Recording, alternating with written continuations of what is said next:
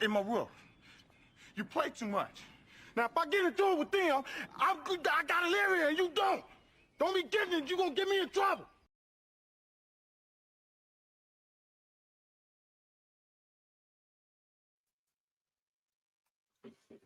Ladies and gentlemen, welcome to another edition of Strike Season Podcast. This week is a little special because it's Boot Skin Hate Week. But I can't enjoy Boot Skin Hate Week because we too busy telling each other how we should be fans. That ain't Florida State. Whatever beef we got amongst each other, we put that shit to the side and we hate on them boot skins. Now, it has been brought to my attention that my boot skin hate video has an erroneous name in it, Ed McCaffrey. After research, I realized I had Ed McCaffrey mixed up with Chris Collinsworth. So it's no longer fuck Ed McCaffrey. It is now fuck Chris Collinsworth. I will redo the video and relaunch it before Saturday. Now, that being said, as a Florida State Seminole that loves Florida A&M, I am put in compromising situations every time one of my brethren get across Game Street and start acting up. And apparently, on Monday, the head coach of Florida A&M, James Colsey, decided he wanted to act up. And by act up, I mean he brought up lack of resources. Every Wednesday, he's at the 220 Club. The 220 Club don't ask how long it's going to take. You just tell them what you need, and they get it done. When Coach Craig was here, Coach Craig said he needed some iPads, and while he was at the 220 Club, they were ordering iPads. We ain't the biggest, we ain't the richest, but we do what we can and we get it done. This is also the same fan base that when the athletic director that supposedly we didn't like asked us to raise $100,000 to try and keep Willie Simmons, we raised it in less than a week. Nobody asked why. We just raised it. Yes, we raised hell in the process, but we raised it. I'm saying all that to say this. FAMU is a lot of things. FAMU is underfunded by the state of Florida, who's had their land grant money stolen from them year after year after year. FAMU is also constantly in flux with the athletic department. That is not a debate. But what we also need to say is FAMU is constantly in flux with the athletic department, but FAMU also, unlike a lot of other places, keeps winning championships. In football, that would be 17. And for all you FCS people who holler about HBCUs need to play in the playoffs, say the name properly. FAMU is FCS daddy. We started this shit. We ain't the rebellious ones. We show up when we feel like showing up. Get the money right and let's talk. That being said, it's all love. Lead with love. Man, let's enjoy the show. I got a special guest. Special guest. For those who know Rosalind as the Cowbell Killer, she is with us today. She is with us today. Oh my God. Welcome to the show, ma'am. Oh my God. Bro, you was about to get canceled. This is hilarious. Hi, everybody. Oh my God. How you doing? He not call her the Cowbell Killer. Yo. Man here. Well, that's my name. It's the reason why I ran that video. It's the reason I ran that video. It's the reason. It was twofold why I ran that video. So don't blame Doc. It was me. before we may get Jerry on Hell Wildcats. We may get him on. I was on their show Why is on he on the Sunday. show this week? Why is he on the show this week? Why is he on the show this week? I gotta be Of fair, all man. the people, no. We don't have to be fair. We can be petty. He can watch from the comments. You know who else I can will watch? listen. You know who else can watch from the comments? I can't even say fuck them because you want to put the man on the show. It's still fuck them, but still. You want to know who else who can watch from the comments? Oh, Isaiah Washburn. Yeah. wow. Jesus. He was killing y'all on Saturday. Oh my God. Jesus. That man is a one. You know what? That's a one-man Hey, army right there. honestly, Saturday was a culmination of the whole season, but we'll talk about that later. That was the whole season in a nutshell. We either were blown out or we won by 3. That's the whole season. And guess what? We lost by 3 on some bullshit. Yeah, so I was on the ORG Strike Zone Monday night recap last night. And first off, don't give me a hot mic when I'm upset. Please don't. That's why I come here Tuesday and Thursday. And I have to call it like I see it. And I like Cozy. I do. I don't. But I'm going to know who, like Doc said, I got to live here. I love FAMU. But you can't come across the railroad tracks and not perform. You just No. You can miss the mark and you can have a down season. But what you can't do is blame everybody but you for it. Yeah.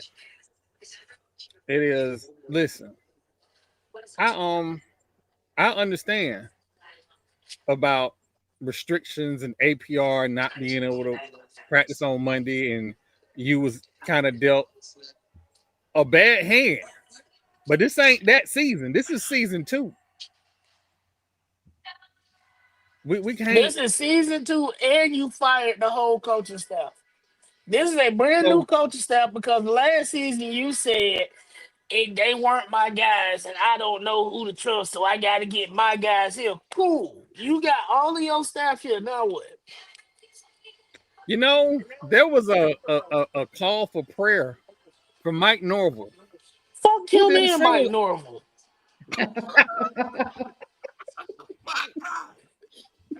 And that school in Daytona.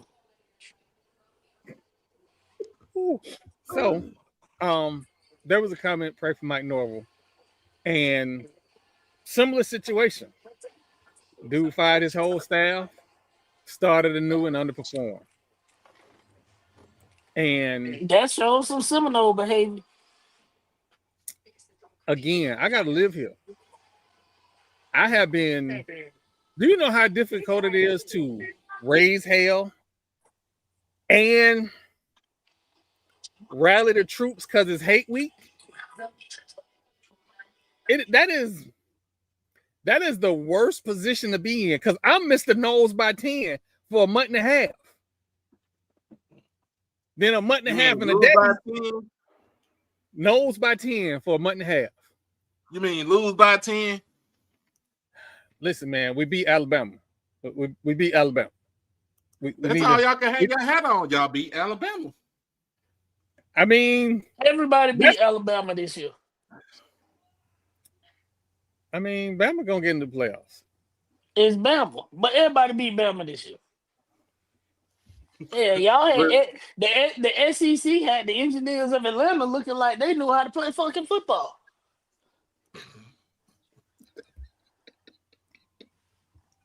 Again, I know this ain't that podcast, but we gotta do better on both sides of Game Street.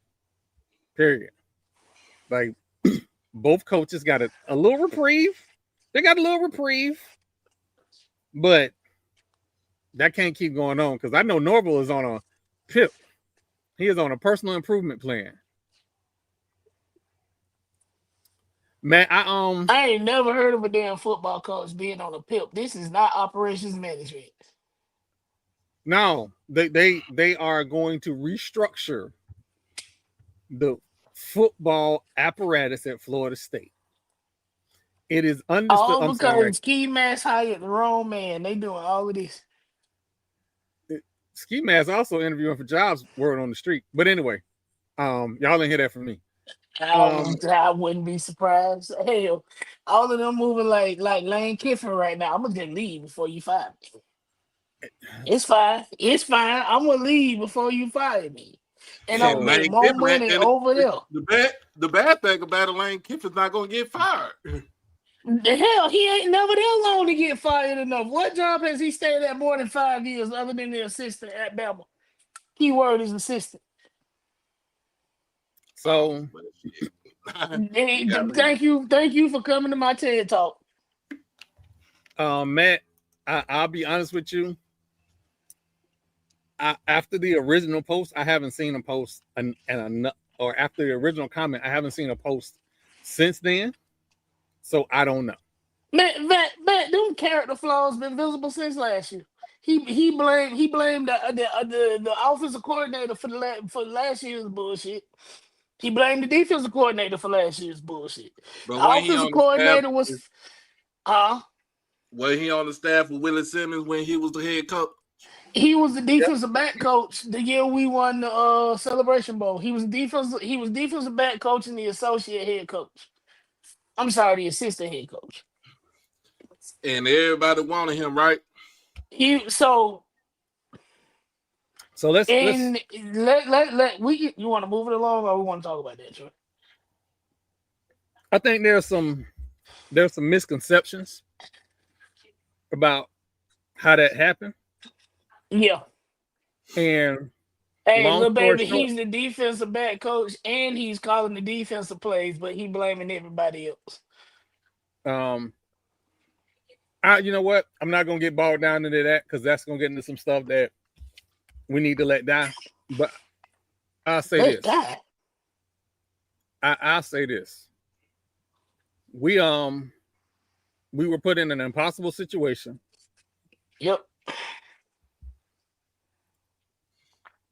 And what was presented to us and what the favored coaches from the previous AD was unacceptable to the fan base and the staff at large. So we went in another direction. I'll put that's it that a good way to put it. That's an amazing but way to put it. You fuck in too, but go off. Yeah. So we'll come back to that whole situation. But the Classic, I had an enjoyable time. Jamal got his hat finally. I got to explain to people the joys of sugar-free sweet potato pie. The what? The what? Yeah. So, Earl, was on them people's spaces. And when they was talking about how bad our season was, Earl started talking about, his tailgate food. And so, I threw in, I get down a little bit, but I wanted to, make it a little different. So I started talking about the sugar-free sweet potato pie. And every time somebody had something to say about FAMU, I was like, the key to a good sugar-free sweet potato pie is monk fruit. Because I'm not finna keep going back and forth with them people. Shit. We've been fighting for 2 weeks and they still fight. Because we got to stop cherry picking history. Like, some of those things. Where you listen. We got to start just being honest about what the history is. You expecting a lot from a school with a 97% acceptance rate. Ooh. Raj, you still with us? We got to get to this. We got to get to this Bayou Classic. Stop me when I'm lying. I'm enjoying the conversation. I've been there before, so hey, I'm enjoying it. I just I'll say want this. Troy to stop me when I'm lying. That's my only. Hey, if I start We lying, ain't be gonna like never Jamal, stop shut you up. when you lying, bro. Because I ain't lying. Here's the thing. This is a fan-oriented truth-telling podcast. And sometimes I forget that I'm media. And like I be asking these people for media credentials. Just Hey, like just tell them we honest. We real honest around these parts. So you either want your feelings hurt with the truth, or you want to be spoiled with a lie. Take your pick. Either way, I'm saying what I got to say. it's the reason why the Bucks don't allow me to cover their games. And we could probably get some Jaguar credentials. So go right ahead, apply. We might, because apparently somebody on this podcast was bullying a 6'5", 325-pound defensive tackle to play for the Bucks. I don't know how. I never met the man. I never met him. But YouTube took us offline because apparently somebody on this platform was bullying. So, and apparently YouTube Mama so said it soft wasn't now. him. Well, it What? wasn't me. I said Oh YouTube no, this soft. was back when. Listen, what I say now compared to what I was saying then is light. When I said what I said back then was light. Like this, this is the most I've gone. I've gone 16 minutes without cussing. I started cussing. I got you.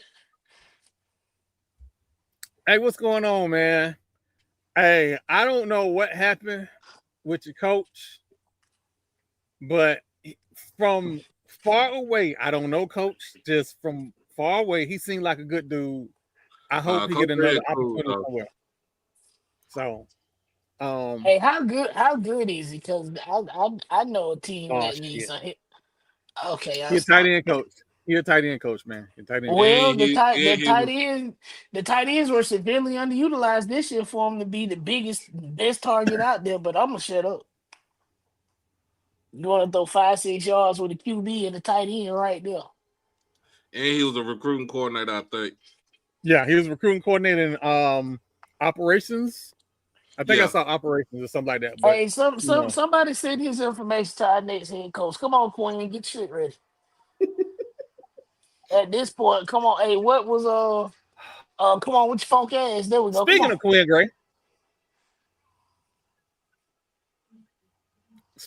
Gray, he has a playoff game this weekend in Albany State. My understanding is there will be a lot of Rattlers in the house. This is not saying anything. This is just Rattlers supporting another Rattler. It's two Is that a teams. home Yeah, game? Yeah, it's a home that game. is a home game. Hey, is it too late for you to get me some credentials? I might ride up to that one. I think Wednesday the cutoff date, but I shall send request tomorrow. Hey, yeah, send a request, see if they can. I'll ride up there. But I don't that. think it goes through the school. I think it goes to the NCAA now. NCAA. Shit, Yeah. because it's playoffs. Dang, they probably gonna say no. I don't know. We'll see. But good luck to Quinn Gray. We do have two teams that advance to the D2 division playoffs. Benedict advanced, and Benedict, oh dear God, the end of that game was crazy. Absolutely crazy. Worse than ours. Yeah. So, but before we get into the good stuff, I'm leaving here with something. Shout out to the FAMU women's volleyball team who on Hate Weekend got themselves another SWAC championship. Congrats to them ladies. Thank you. Never send a man to do a woman's job. That's all I'm gonna say about that. Hey, and give Goat Car some more money. That's GOATKANA. Absolutely. That's what? 3 championships in 4 years? Yes. I think the only year he didn't win it was the first year, but I think he played in it. He just didn't win. Yeah. So, shout out to him. But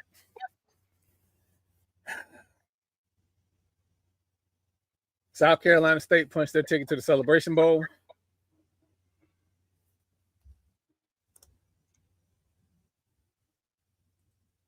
I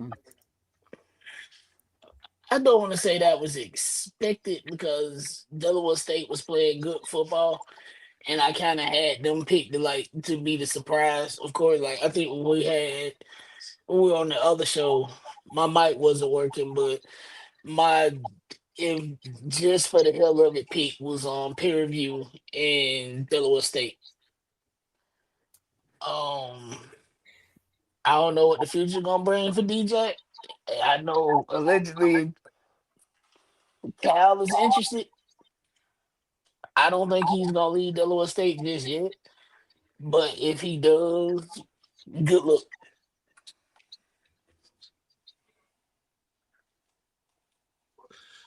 You know what? I don't even have nothing to say on that just yet because Cal still has another 2 years of no revenue from the ACC. Yeah. So I think it's Cal, Stanford, none of them getting checks this year. Cal, Stanford, and SMU. So and Charles Martin, that was just like how do I say it? It was just if all things go wrong, who do you see playing in the Celebration Bowl? Not like this is actually gonna happen, because be for real.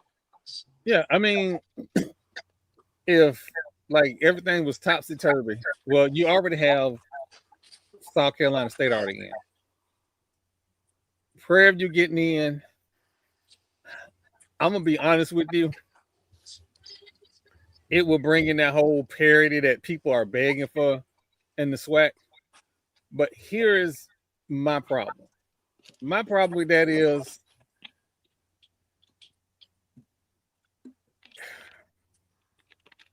you got to be able to play big time football in the Celebration Bowl. And I'm not saying that Prairie View don't play big time football. I'm just saying that their football games are safer, if you will.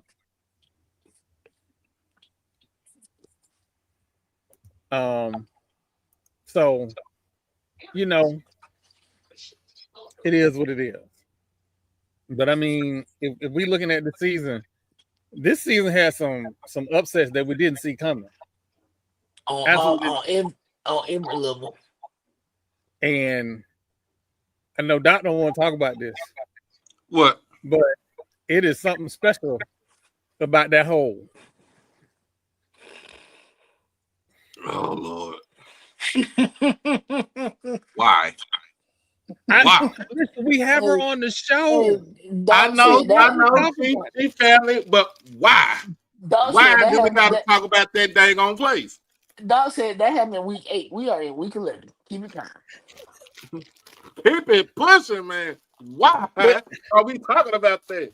In fact, it wasn't even a game. It wasn't even a game in the hole. It was in Vegas.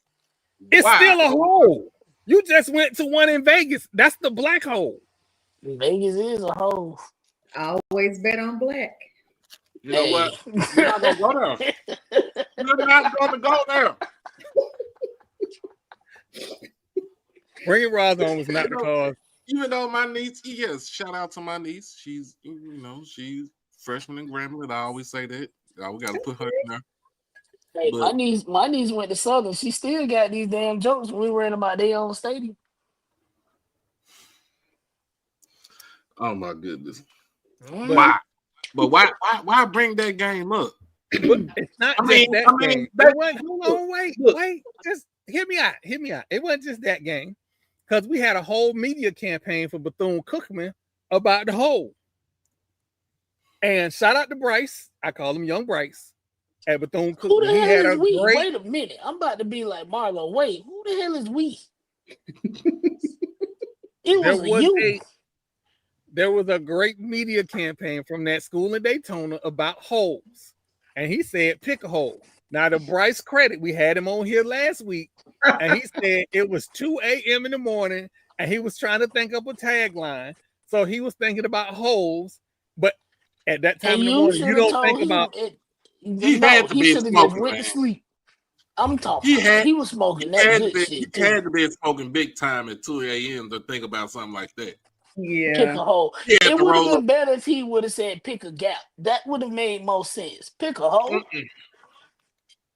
Well, see, we're known. Our stadium is like we call it the hole, of course, the hole. So Bethune ain't even got no stadium to call it or nothing. It was still weird. We was like, pick a hole. Who came up with this? Ooh. From a school playing at the county's football stadium. And then they had put on Lucky If You Buck. Bro. That was so crazy.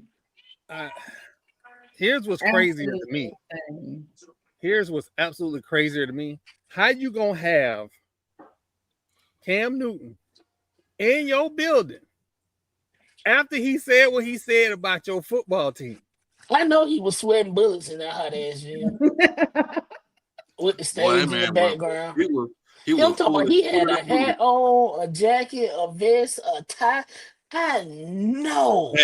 Wait a minute, Jamal. Jamal had them thick ass white socks on. Right, them thick ass socks. And he had his pants tucked into them socks. That man lost 5 pounds worth of water weight. He was ready for a title match after he left that motherfucker.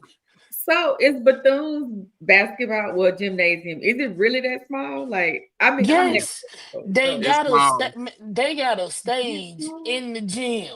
That thing looked like a middle school. My high school gym, like a little elementary school. Okay. Yes, that is Bethune's gym with their 2 coolers and a fold-out table for a concession stand. Oh my gosh. You ain't gotta put up your little disclaimer. The little disclaimer at the bottom. As media, Bethune-Cookman has been good to us, even though their baseball coach in the media room after the Florida Classic wanted to show me his SWAC championship ring again. Boy, Bryce gonna look good in orange and green next year. So why did he show you his ring again? Yeah, the SWAC first championship, and I mean the Bethune-Cookman's first championship in the SWAC was a walk-off home run in the 9th inning on the 3rd out of the SWAC championship game against Florida A&M. Kind of like that was in Birmingham.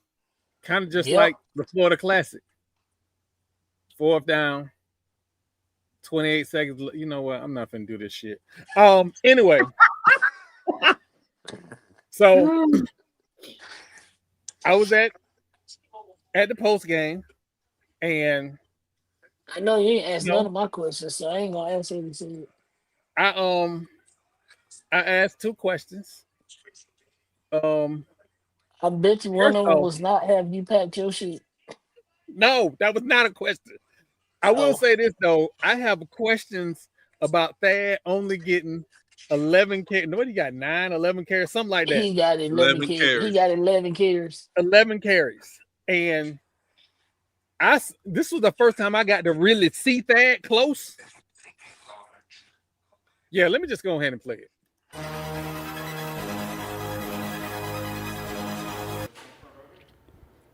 Coach Troy White, Fat Mouth Sports. I know you told me not to ask you about your quarterback, but I got to ask the question. First half, RJ didn't have his best game, but it seems like at the second half, something went off. A light went off, and he got hot. Was it a play calling, or was that just who he is as a person? Well, I just think that, it's hard if you look at the first half and you kind of go back to the stats. We're 2nd down and 13, 3rd down and long, on a couple drives, right? And we weren't really able to get in the rhythm that we need to get into, and then, Big Thad's running the football, Jamal Haley's running the football. Now they got to account for the run, and then we're able to get the pass game going, right? It's just we had about 2 or 3 series in that first half where we went 2nd and 13, 3rd and 9 off the field. We had two straight 3 and outs, and so I mean, it's easy to play quarterback when now everyone's trying to play the run, and then now you got some guys open behind. So I don't know if that's the kind of player he is. I mean, I think he rose to the occasion, but I think it also plays into us having the ability to run the football. We weren't necessarily able to do it early. We were able to do it second half, and that was something we didn't want to get out of our game plan. We wanted to just kind of stick with what we were doing because we thought we had the opportunity or should have the opportunity to be able to run the football. Got hot, and but it's we had some second down and third down and long, which plays into the favor of the defense, and it showed in maybe 2 of those 3 drives in the first half.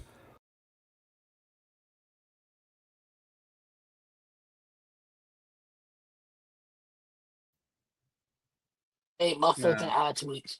That shit made my fucking eye twitch. What the fuck do you mean when you running tiny ass Jamal Haley behind the line and he's not getting nothing, but you got 220-pound Thad over there on the sideline looking at you?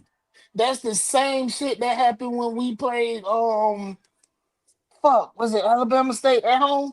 And you got Haley trying to block a defender, and we're in the fucking end zone. You're in shotgun, and we're in the end zone, and you got Jamal Haley, who is all of 180 pounds, trying to block on defense, and Thad is over there by you.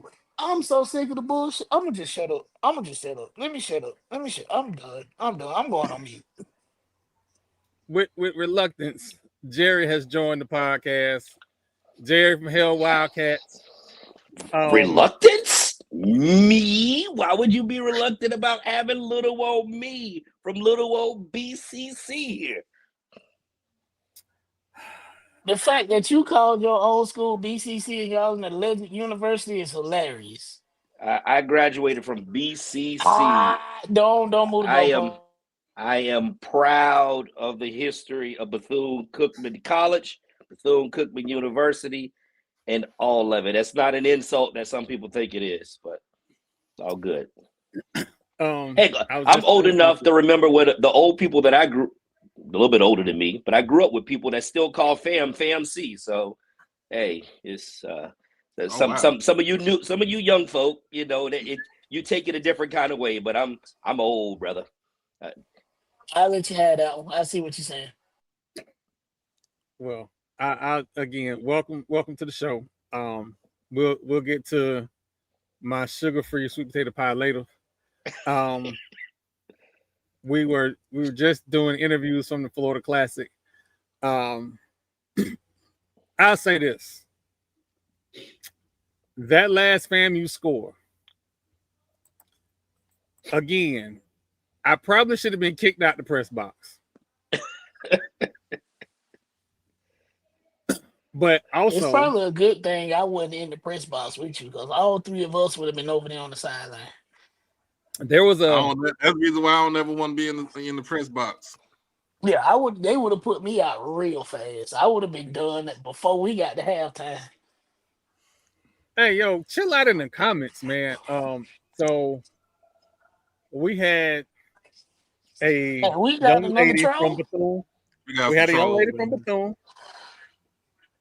Young lady from Bethune who was in the press box with us, and at that score at the end of the game, she was about to celebrate. I said, you got to take that down the hall like everybody else. Take that down the hall. No cheering in the press box. That's the first thing. Cheering in the press box. Yep, that's how I know I would have been put out. See, I couldn't do that because if it'd be like me being at the Cowboys game. You got to take that shit down there.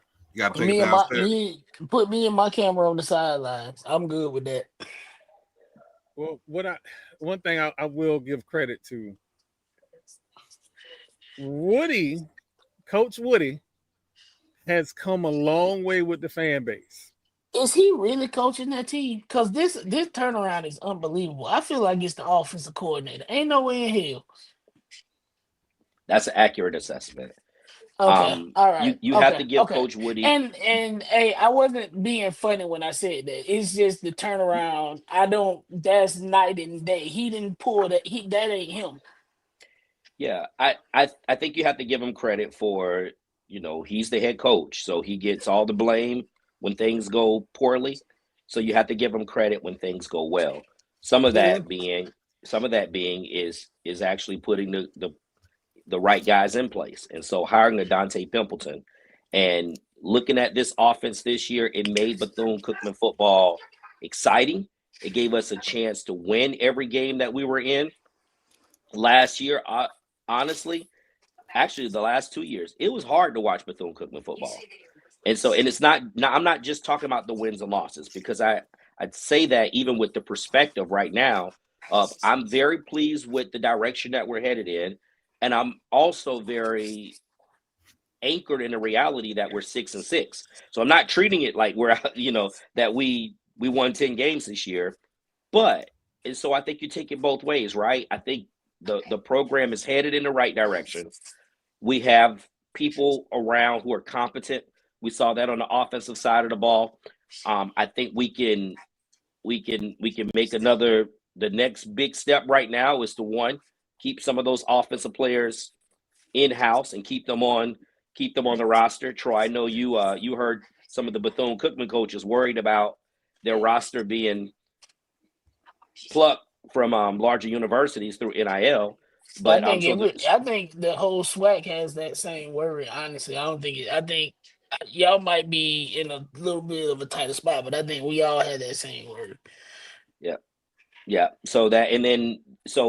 But offensively, I think we'll be fine. The next step, the next progression of this program, considering that they fixed the off-field things with APR, the offense is now improving. The special teams are playing well. You're getting excitement amongst the fan base, so people will start giving again. That helps. And so so now what you have to do is you got to figure out how to fix that defense. And I know all of us we use choice words, some of them of a vulgar nature for some people. For some of us, we were darn shooting because we trying to stay away from the words. But I liken Saturday's game to this. It doesn't matter the record of the teams, doesn't matter how they played in other games, doesn't matter if it's a really good Bethune-Cookman team or a really good FAMU team or one of the others back, doesn't matter. Somewhere around the middle of the third quarter, these games always come to life.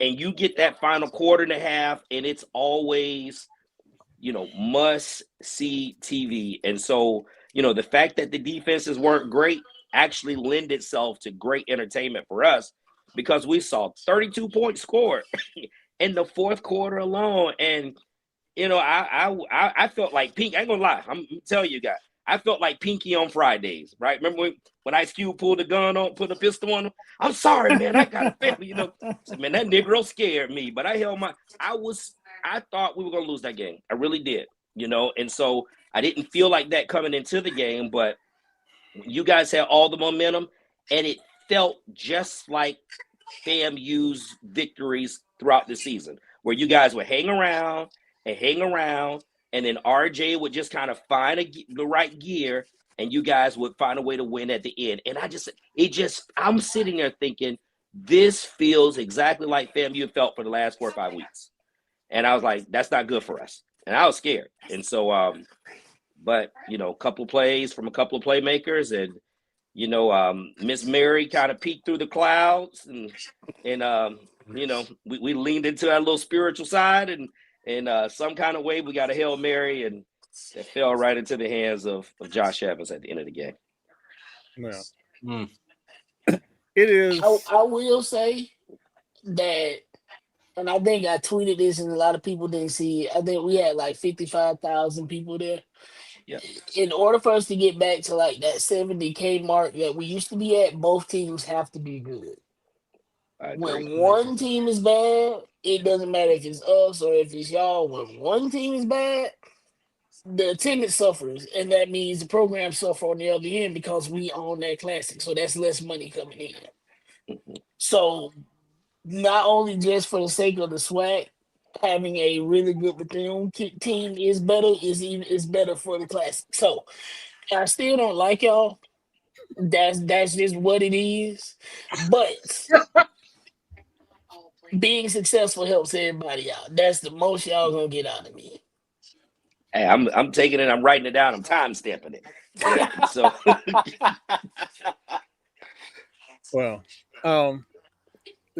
post game, Coach Woody, and I asked him, and again, in the moment, it seemed like he was angry at the question, but now that I look at it, it doesn't seem that way anymore. Again, when you away from it for a little bit, it gives you a little bit different view, but this was his answer to my question. Coach Woody, Troy White, Fat Mouth Sports. We talk a lot about HBCU coaches and what they have to do to build a winner.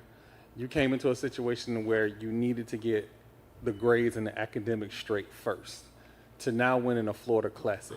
Can you tell us about that process and how does it feel to see these guys succeed at the biggest game of the year? Well, like we said all the time, you have to prepare. Failing to prepare is preparing to fail.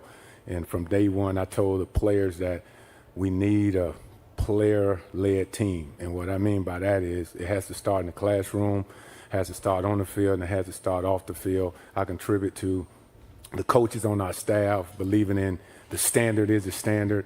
And now these guys understand that everything we went through now is paying off.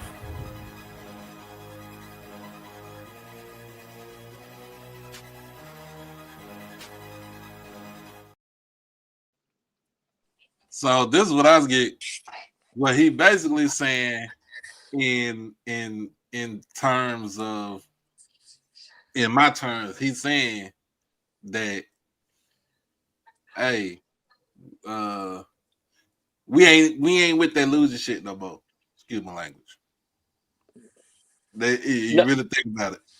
Yeah. So Raymond Woody is not a great extemporaneous speaker, and so if you he's just not, and so but I can kind of translate kind of what knowing him personally, engaging with him.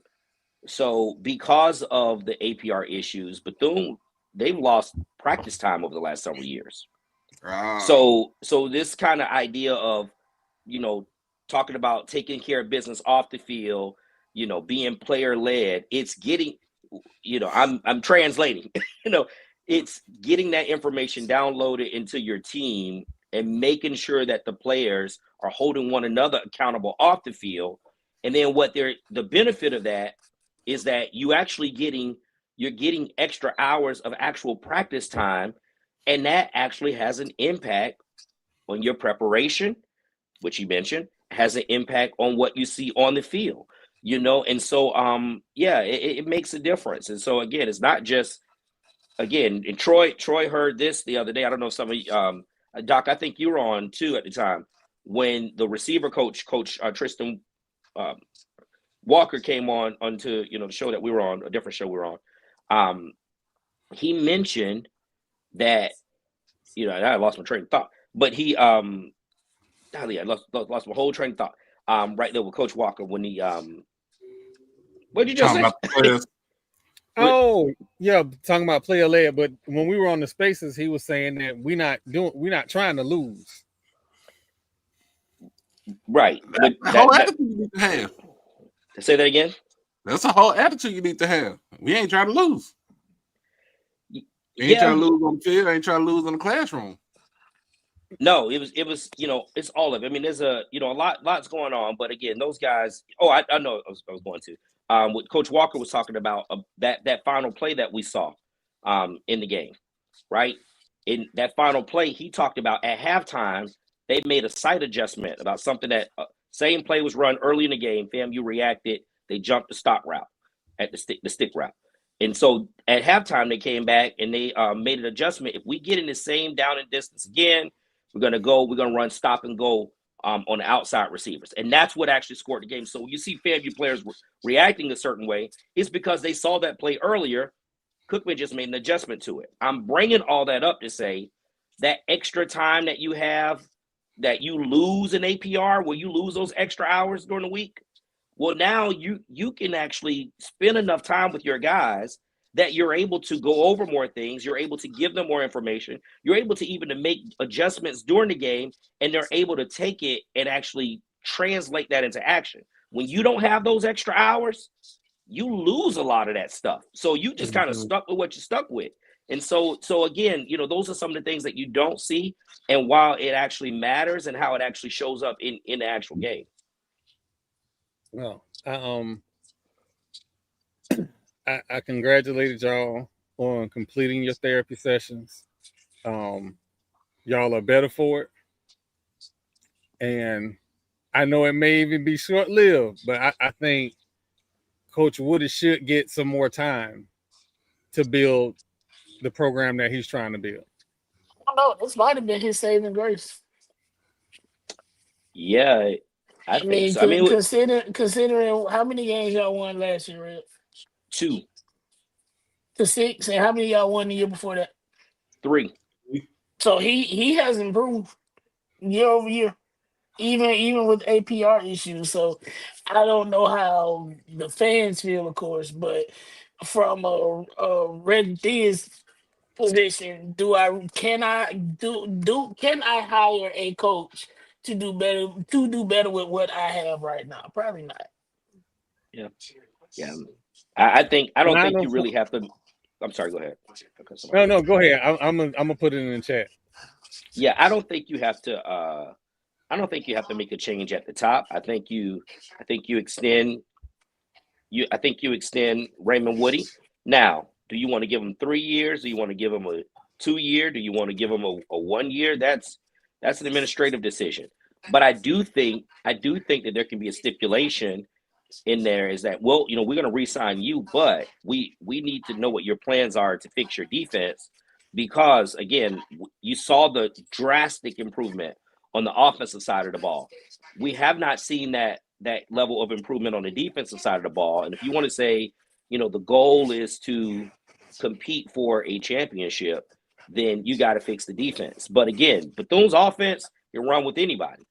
So now you got to try to close the gap. You close the gap on the opposite side of the ball. The good news for Coach Woody, and why you don't want to disrupt things too much, is that all those guys you saw off, everybody who scored a touchdown, everyone who scored a touchdown for Bethune-Cookman returning next year, unless we lose them to the portal. Well, I'm done reliving this. We got to get to this Bayou Classic because it is another hate week going on this week. Southern and Grambling State in New Orleans for what we thought was going to be something different this year, but Southern has fallen on hard times, and I have been very public in saying their defensive tackles have been playing on their stomachs all season long, which causes a lot of problems from their defense. I really want you to stop. It has been since listen, I haven't said anything that was a lie. From the SWAC MEAC Challenge or MEAC SWAC Challenge, however it's correctly stated, they got bullied from their defensive tackles, and they have a all-world edge rusher that was made to look human this year, and it's because he didn't have help inside. I wouldn't call him an all-world edge rusher. It come up. What would you call him? I'll call him he just there so he won't get fined. Wow. That man. Ooh, find somebody else to tussle on this show. Hey, they gotta show me some fight. And they ain't showed me no fight in the last 6-7 games, especially not against us. When your defensive tackles are playing on your stomach, and I'm not a Southern apologist. I'm not. But it is, we want so badly for our players to go to the next level. And when those opportunities are shortened, I'm going to use that term, because of the teammates around them aren't producing, and Southern fired the head coach, rightly so, we got to talk about stuff like this happens. Like, coaching matters. And I understand that there were injuries and you got offensive linemen that are playing defensive tackles. That's fine, but this is D1 football. Nobody don't care about your excuses at all. That's all I was saying. It wasn't a funny jab. It's just I looked at the tape. And when I look at tape, I get mad because I see stuff I don't want to see. That's why a lot of times I don't look at tape. And looking at Southern tape, Southern's problems was on the defensive line when it came to defense.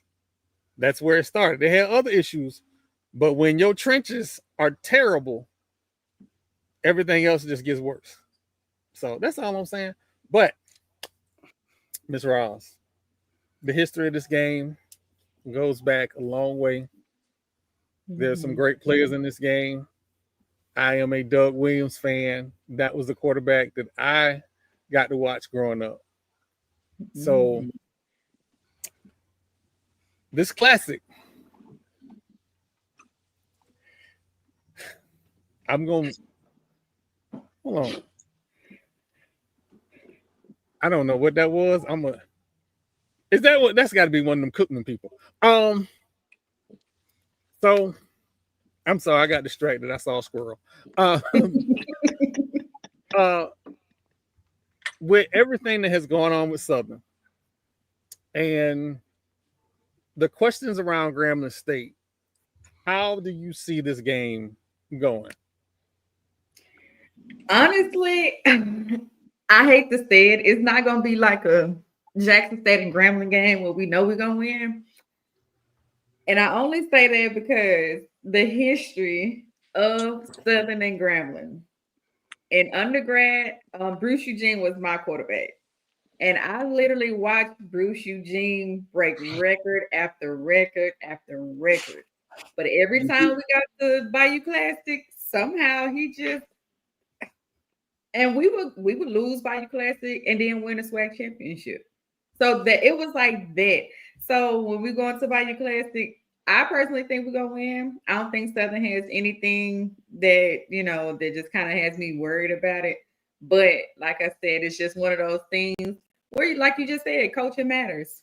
It matters if you calling certain plays or if you going for it, and you just shouldn't just kick the damn field goal. We've been struggling with that all season.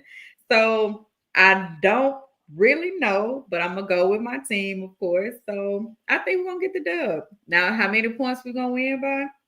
That I don't know because of the history. It's a big game. A lot of people show up. It's a fun-filled weekend. I don't know if y'all have ever been, but if not, definitely add that to your bucket list. Just like I gotta add Florida Classic to mine. But yeah, it's just one of those things. We're playing with a young quarterback. He's a freshman. He's a true freshman.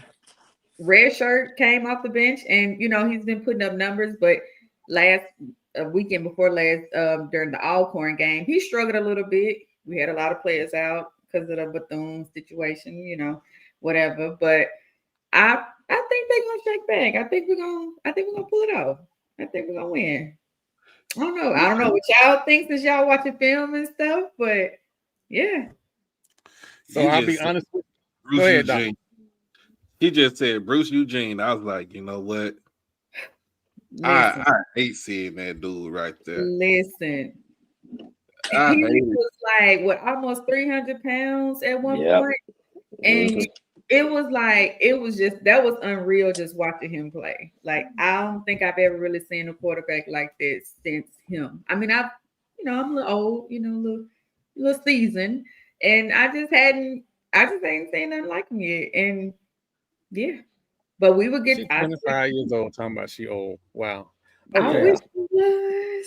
We're not doing that tonight. That man used to kick. Oh my God, that man used to kick the crap out of us back then. I was already gone from Jackson State. He watching him is like, you know what? Somebody got to put him on his tail though, because Doc, he got us too, and we played them in Cincinnati when we were in the MEAC. They were, and we were winning, and then in the fourth quarter, man, they found. I'm not gonna call the kid's name. They found one player on one of our corners who couldn't cover, and man, the coach tried to hide him. He put him inside and put him outside, and anywhere he was, Bruce Eugene would find him in that fourth quarter. It came back and beat us at the end. That dang on Bruce Eugene, man. Was it overtime that we? I don't know. No, it was so to make all of these Rattlers feel good, you all beat us back then the same way we won on Saturday. So I'm still. You just brought that up. I think y'all set me up. We beat y'all worse back then. I think you set me up for that one because now I just went from the joy of Saturday to remembering Bruce Eugene breaking our heart at the end of the game. So, there you go, Troy. Now I want to talk about monk fruit sweet potato pies, too. No, I want to go back to Cincinnati because that was the first time. That was literally the first time I heard Bethune-Cookman's band. I marched in the band, by the way. So we were sitting across from them, and they're just blowing. Like, the football team was good. Of course, like I said, we got Bruce Eugene. We got all these receivers. We got defense. It's just A1. And we just could not get a lead on Bethune until the fourth quarter. I don't know why I thought we went into overtime, but that fourth quarter, and we pulled it off. And they, got to play their little Wildcat song, but it was okay because we had already won the game. So they don't know but one song anyway. I just want to take time out my day to hope Jay Walker stubs his toe every morning at 3 a.m. To stub it. I hope somebody run that motherfucker over. It's Thanksgiving week, man. You don't got nothing. You're not thankful for anything Jay do. So I will be thankful if he stubs his toe. Jay Walker sucks as a commentator. I want him to go somewhere else. How does he keep getting these jobs? He must know somebody that knows somebody that knows somebody. Because I agree. He gotta have a video of somebody slapping baby cats. Or somebody keeping a hole. There is no possible way you could be on a Norfolk State, South Carolina State game and bring up FAMU. Like, they're not even in the game. Why you bringing that up? If my football program got shut down and I was scrambling to find somewhere and I really wanted to be a Rattler and I called and the coach said, fuck no, I would be upset too. Now, listen, I don't know how you feel about him as a comment. Well, I obviously I know how you feel about him as a commentator. But he was a heck of a player. You can't take that away from him. He absolutely was. He wanted to come to FAMU, and I think who was coach at the time? It wasn't Joe. Who was coach at the time? Billy Joe. Was it? No. It wasn't. No, it was Ken Riley. It was Ken Riley. He called Ken Riley, and Ken said, "I pass." For whatever reason, he didn't fit the offense. Whatever the reason was, maybe that was his first time in life ever being told no. But he clearly has been carried. But he sure did fit that offense in Howard, though. So he did. Hey, that was his. And that was his blessing in disguise. God always got a ram in the bush, but leave us out of it. Hey, that man got pure unadulterated hate for Jackson State. He hates the both of us. You are how he right. don't mention y'all like that. He does. No, you gotta watch. Like when he calls their games, it's bad. Y'all giving him a lot of airplay trying to figure out who he hate the most. So, again, but I would say how I feel about it. You know what? You're right. Yeah. So, but listen, I don't think Southern has a chance. You're right. Against Grambling. So they have athletes. This Bayou Classic. This Bayou Classic, it's a lot of storylines going into this Bayou Classic. It's a lot of word on the street rumors. Everybody's waiting on Southern to name their head coach. I'll say this: do not be shocked if it's not Marshall Faulk. I know everybody loves that name. It is somehow sexy. I don't know why. I have no clue why that is a sexy name, but that is a sexy name for some reason. And so maybe that is their next head coach. I do not know. I said that if you made Marshall Faulk the head coach, that means that you ain't really about winning. You're not really about winning. You about filling butts in the stands. You only seat 24,000. When you keep firing your previous coaches and gotta pay them out, you somehow gotta figure out how to get out the red.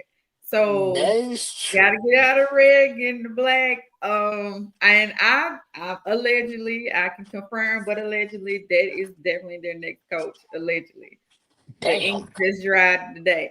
So, yeah, but like I said, if you keep firing coaches and you have to pay them out, you have to somehow make up for that deficit somehow. So if you hire a celebrity coach, you get butts in the seat. But Southern usually shows up to games anyway. They have a lot of season ticket holders. They have a lot of people that come. The environment is crazy between Southern and Jackson fans, and just game day experience is just a crazy atmosphere. FAMU too. I've heard about them too. But yeah, they just gotta somehow make up for their lost revenue because they keep firing coaches. What's the third coach? When they gonna fire the AD? Well, the AD is in the back pocket of one of the board trustee members. That's so all. You gotta get rid of that dude.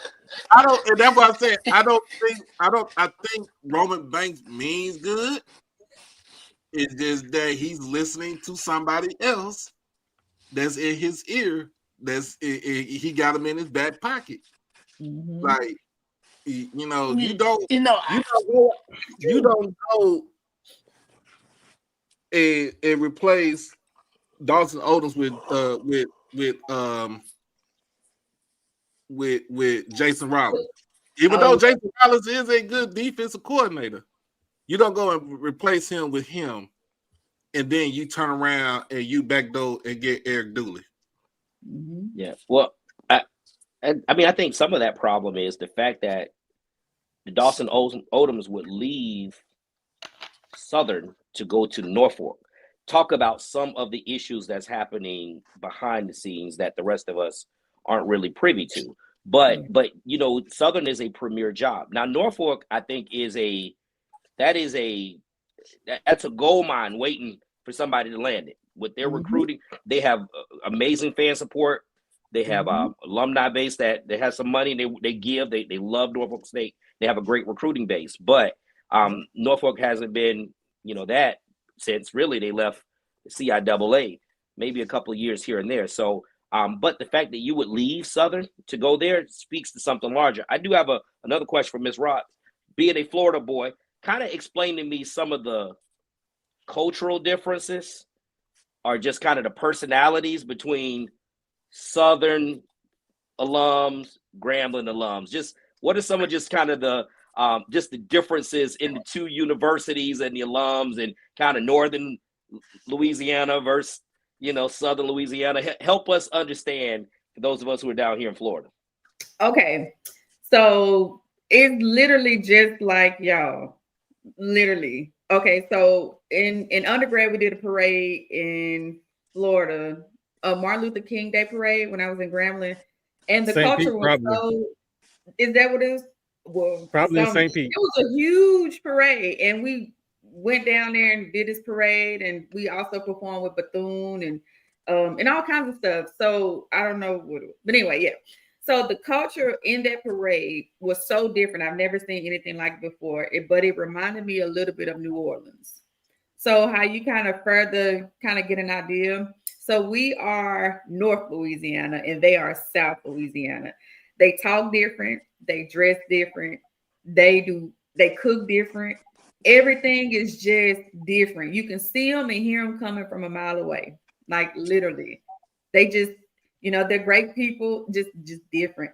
But when you get to North Louisiana, they call us kind of like the country bumpkins. Like, because we close to the Mississippi. Well, they're close to Mississippi too, but Mississippi from Grambling is like an hour and some. So they kind of call us like the country cousins. So this sounds like Miami versus North Florida. I'm not even gonna hold you, and I'm saying that as a Florida boy. This sounds like Miami versus North Florida. Nah, you from Florida? Nah, I'm from Miami. Yes, they'll say in a heartbeat.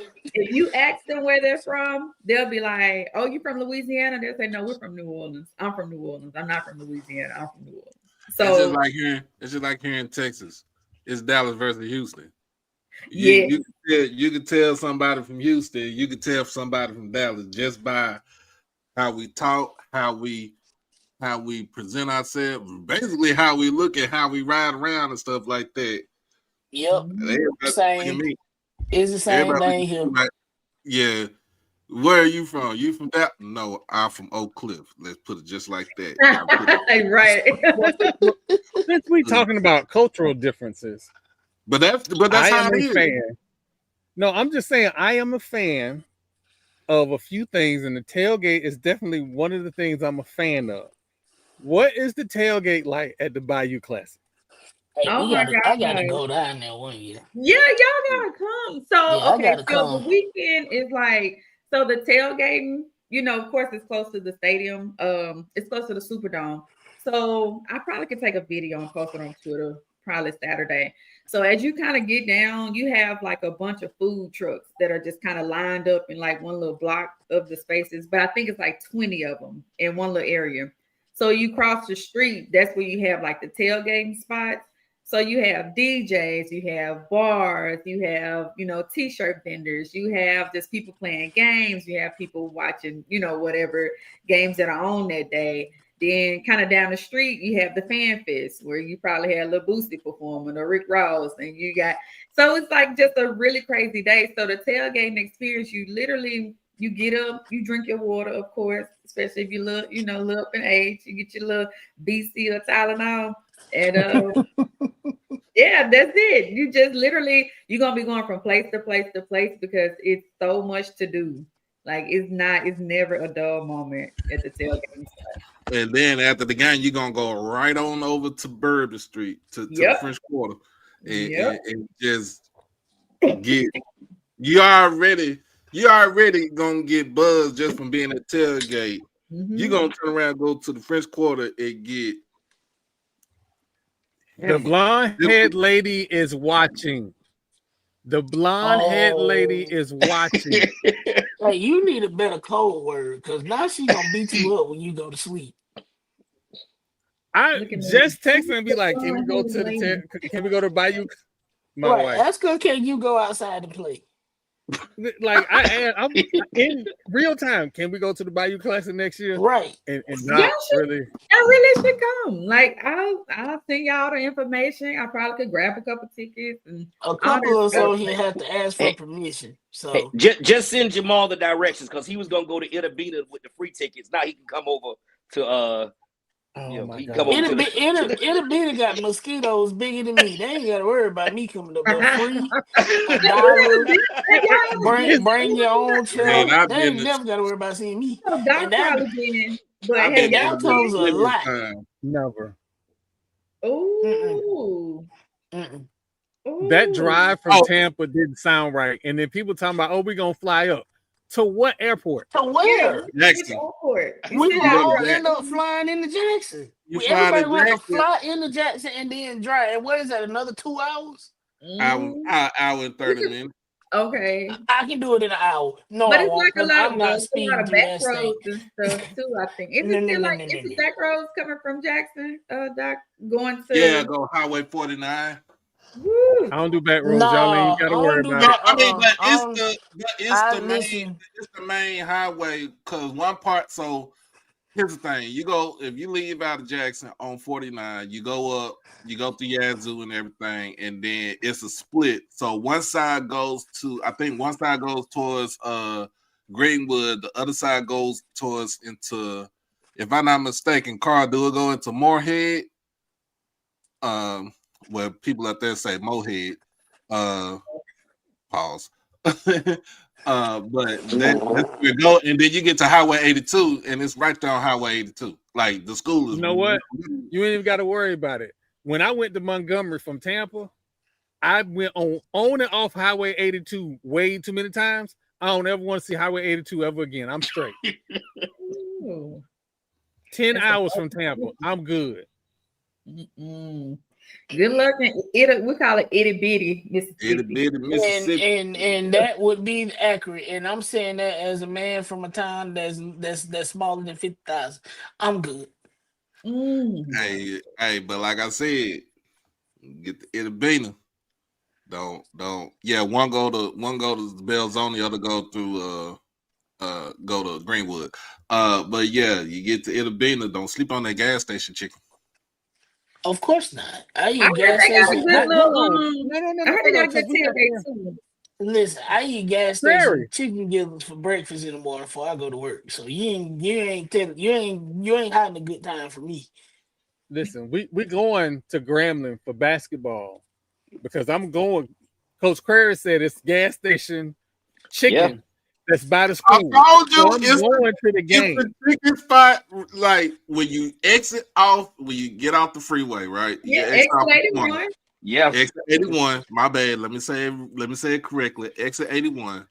When you come in, there's an Exxon on your left hand side, and then it's a little shopping center on your left hand side, but on the right hand side is the gas station where they got the good ass chicken at. Yep. The station ain't that it might not look clean, but That's why it's fried. Right. Like, hey, you gon' Hey, I'm about to say they Hey Troy, let me tell you something. They got a couple winos sitting outside because that's a spot for me. I don't tell you can tell the blonde haired lady. I'm gonna whisper because I don't want the blonde haired lady to hear, so she don't blackmail me. But my wife be embarrassing me sometimes because we'll go to like gas station. I go to gas station chicken, and she like, "Do y'all got something grilled?" I'm like, "If you don't be quiet around here, you gonna get me stopped." You better get y'all. If you want some grill, you got to go to Rustin. No, man, I'm like, I'm here for the fry for the grease. You gonna die? Yeah, they the definitely grill. got chicken gizzards and all of the everything. That was the first time when I ate chicken gizzards. I'm from Mississippi, but gas station chicken gizzards, they be a little salty sometimes. They good. Oh yeah, give me a large chicken and gizzard plate with the hot sauce ketchup on the side. Thank you very much. Yeah, but I mean, if Coach Prairie had invited y'all down for a game, I think that's like, I don't know which game it is. Hopefully y'all come maybe for like the Southern and Grambling game. That's when a lot of people come out. We usually tailgate for like. So y'all hate each other in every sport. Yeah, it gets like that. Yeah. Hey, Red, we might have found our cousins for real. I know. So, but you know what's crazy? So this is how most Cookman people don't hate FAMU people. Most FAMU people, they kind of hate us, So okay, I'm asking, with Grambling and Southern, how does that work? It's the same. So it's kind of like Southern people that actually hate us, Yeah, they don't like us. And then it's like Grambling, we're just like, oh, we're just cousins. It's like, just come on, just come on. But no, they don't like us. It's different between. Let's add some context to what Jerry said. Yeah, some context. Let's add some context because what Jerry leaves out is, while I brag about 17 national championships, it's really supposed to be 22. And a couple of them, that man who wears a white suit in the rain and don't get wet, he stopped a couple of them. Listen, y'all. The reason you're laughing is because you know I'm true. You know it's true. It rained during the Florida Classic one year, and he changed clothes at halftime because he ain't want his clothes to be wet, and he proceeded to beat our ass. You want to know why he beat our ass? Because he had a quarterback that ended up being a Jacksonville Jaguar and had an amazing career. And no matter where the hell Ben Dodger, not what Ben Dodger, it was what made it so crazy. The man was my high school PE teacher. No matter where he threw the ball, he could throw it behind him. He was right there to pick it off. That was a long ass game in Orlando that weekend. We couldn't do nothing right. I was like, hey man, who's this dude out here in this linen suit, bro? Like he going to the Frankie Beverly and Mays concert. Like, for real, like seriously, I'm like, then just watching the game, I was like, oh, he cold. Troy, did you see him in the press box, Troy? Did you see him in the press box on Saturday, Troy? Hey, thank you, Matt. He's 70-something years old. It was Rasheem. I'll let Troy describe it to you. Oh, he still looked like a Mississippi pimp. You know what? He took a picture with our last AD 2 years ago, and he told him to stop so he could show off his Burberry belt before they took the picture. I know that's right. And I said, you know what? When God made Alvin White, he only made one because there was not And enough space on this earth for two. Right. You know what? That sounds like a Dallas dude right there. That sounds like a Dallas dude from back in the 2010 when we used to do the D-Town Boogie. We gonna show off everything that we got so we can get up in this picture, in this photos, in this video, whatever. Shine is from Duval. That is a Duval guy. Yep, that man is Duval County through and through. What's I funny know it's is different. I can't hate him because he's a Raider. I know it's different, like between Grambling and Prairie View, because Prairie View act like they got everything, and Grambling be like, that's how we've been busting y'all ass for like the last 30 years. Yeah. Like So- now it does. Okay, so first of all, PV had, I think they went in the record books for like the most losses in what NCAA or something like that, or D1, something like that. So that was the first order of business. The second order of business is we used to show up in there just to have fun at the stadium because we knew we was gonna beat them. They was so sorry. So recently they just started recruiting. Of course, we kind of had a couple down years, and they just started whooping our ass. And I was just like, just sitting there, like, I can't believe this is happening. I mean, we got a good little run this season, so they got a good little run this season. I'm happy to see them. Hopefully more than 3 people and a dog show up, in the but I'm proud of them. Proud of them. That's what I'm saying. I've seen. I go to every State Fair Classic game from 1992 all the way up until now. Now I missed a couple of them, but I didn't miss the one. It was in '98 after PV got into the fight with Souther. The band got into it, and they was like, "We ain't ducking no smoke. We still coming to the State Fair Classic," and they got fined and they got suspended. That happened again, though. I believe they had a fight with the football players, like in what was that, 2003 or 4? I can't really remember. And some of our players got suspended again. So PV used to like to fight. Well, they still fight.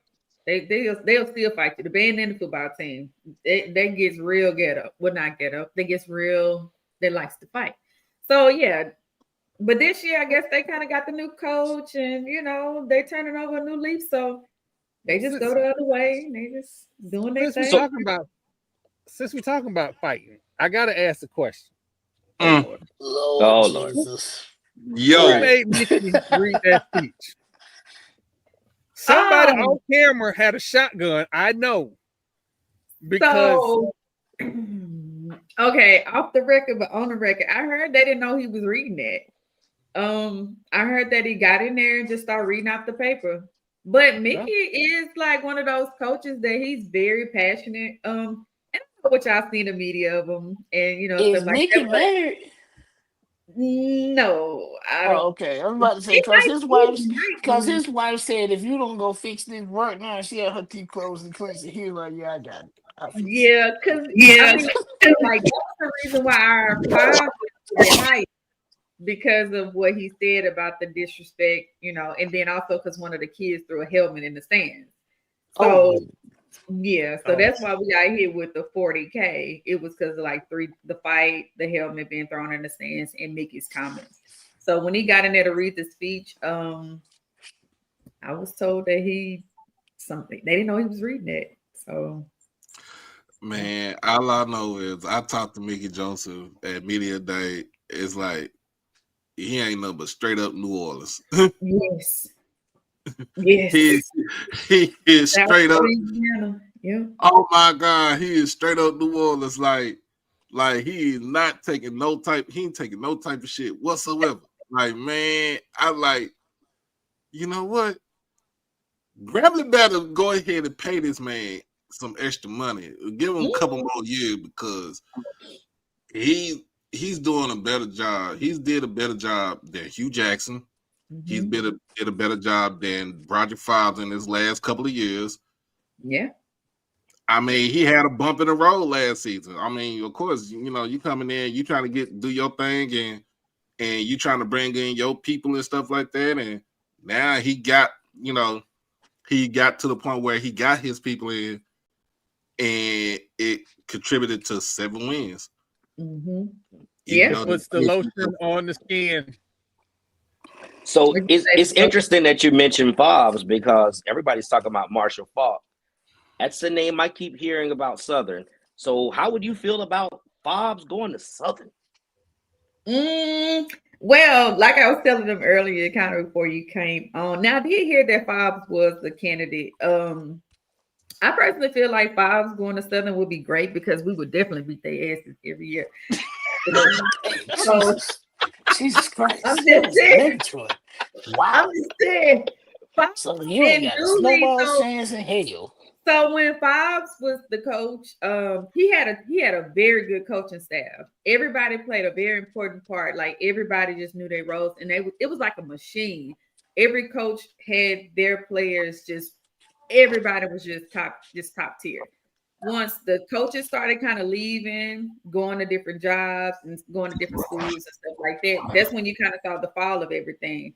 So yeah, I would love to see him at Southern.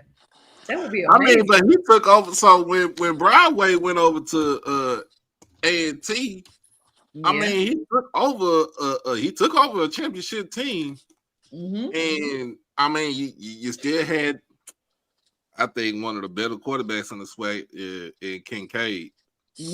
Oh yeah, yeah, oh, yeah. And a lot of those players went to the league. I could probably about 4 or 5 of them definitely went to the league. So it was like a machine up in there. And like I said, when the players started kind of graduating, it didn't seem like he was doing much recruiting. Some of the coaches left. It just all fell apart. So I mean, hey, maybe he learned from those mistakes, and maybe he'll do better at Southern. I whatever. But hey, we'll see. How would you feel about a MEAC national champion coach going to Southern? I knew you was gonna bring that up. What are you talking about? You talking about Trey or the other one? Yep, that's the other name. No Trey. The other one. No, Trey's the name. Trey's the name. Trey's the other name. I heard both, either one or the other. Okay, so Trey used to coach at Grambling. I believe he was on the Celebration Bowl. If I'm not mistaken, on one of the two.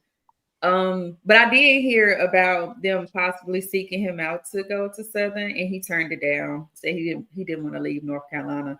So that was kind of what I was told. But if you really think about it, though, too, it was almost the same thing when Southern had fired Dooley. Remember, they would try to get Chinnisberry out of Benedict to come to Baton Rouge, and I was like, y'all want Black Thanos to come down to Baton Rouge and take over, because he got it's something about him where it's like the kids just follow him. He like the Pied Piper. I don't care how you do it, how he does it, anything like that. It's like all he do is win. The man ain't lost a conference game in 3.5 years. Yeah, but he's not leaving South Carolina. He's not leaving South Carolina. Nope. The reason why South Carolina State was easy to kind of pull him, because I think he lives like 10 minutes or so from the campus. Yep. Yep. So and then I'll say somebody asked about the 5 candidates for the Southern job. From my knowledge, it is Marshall Faulk, Ray Lewis, and wait, the man that got. Please hire Ibis.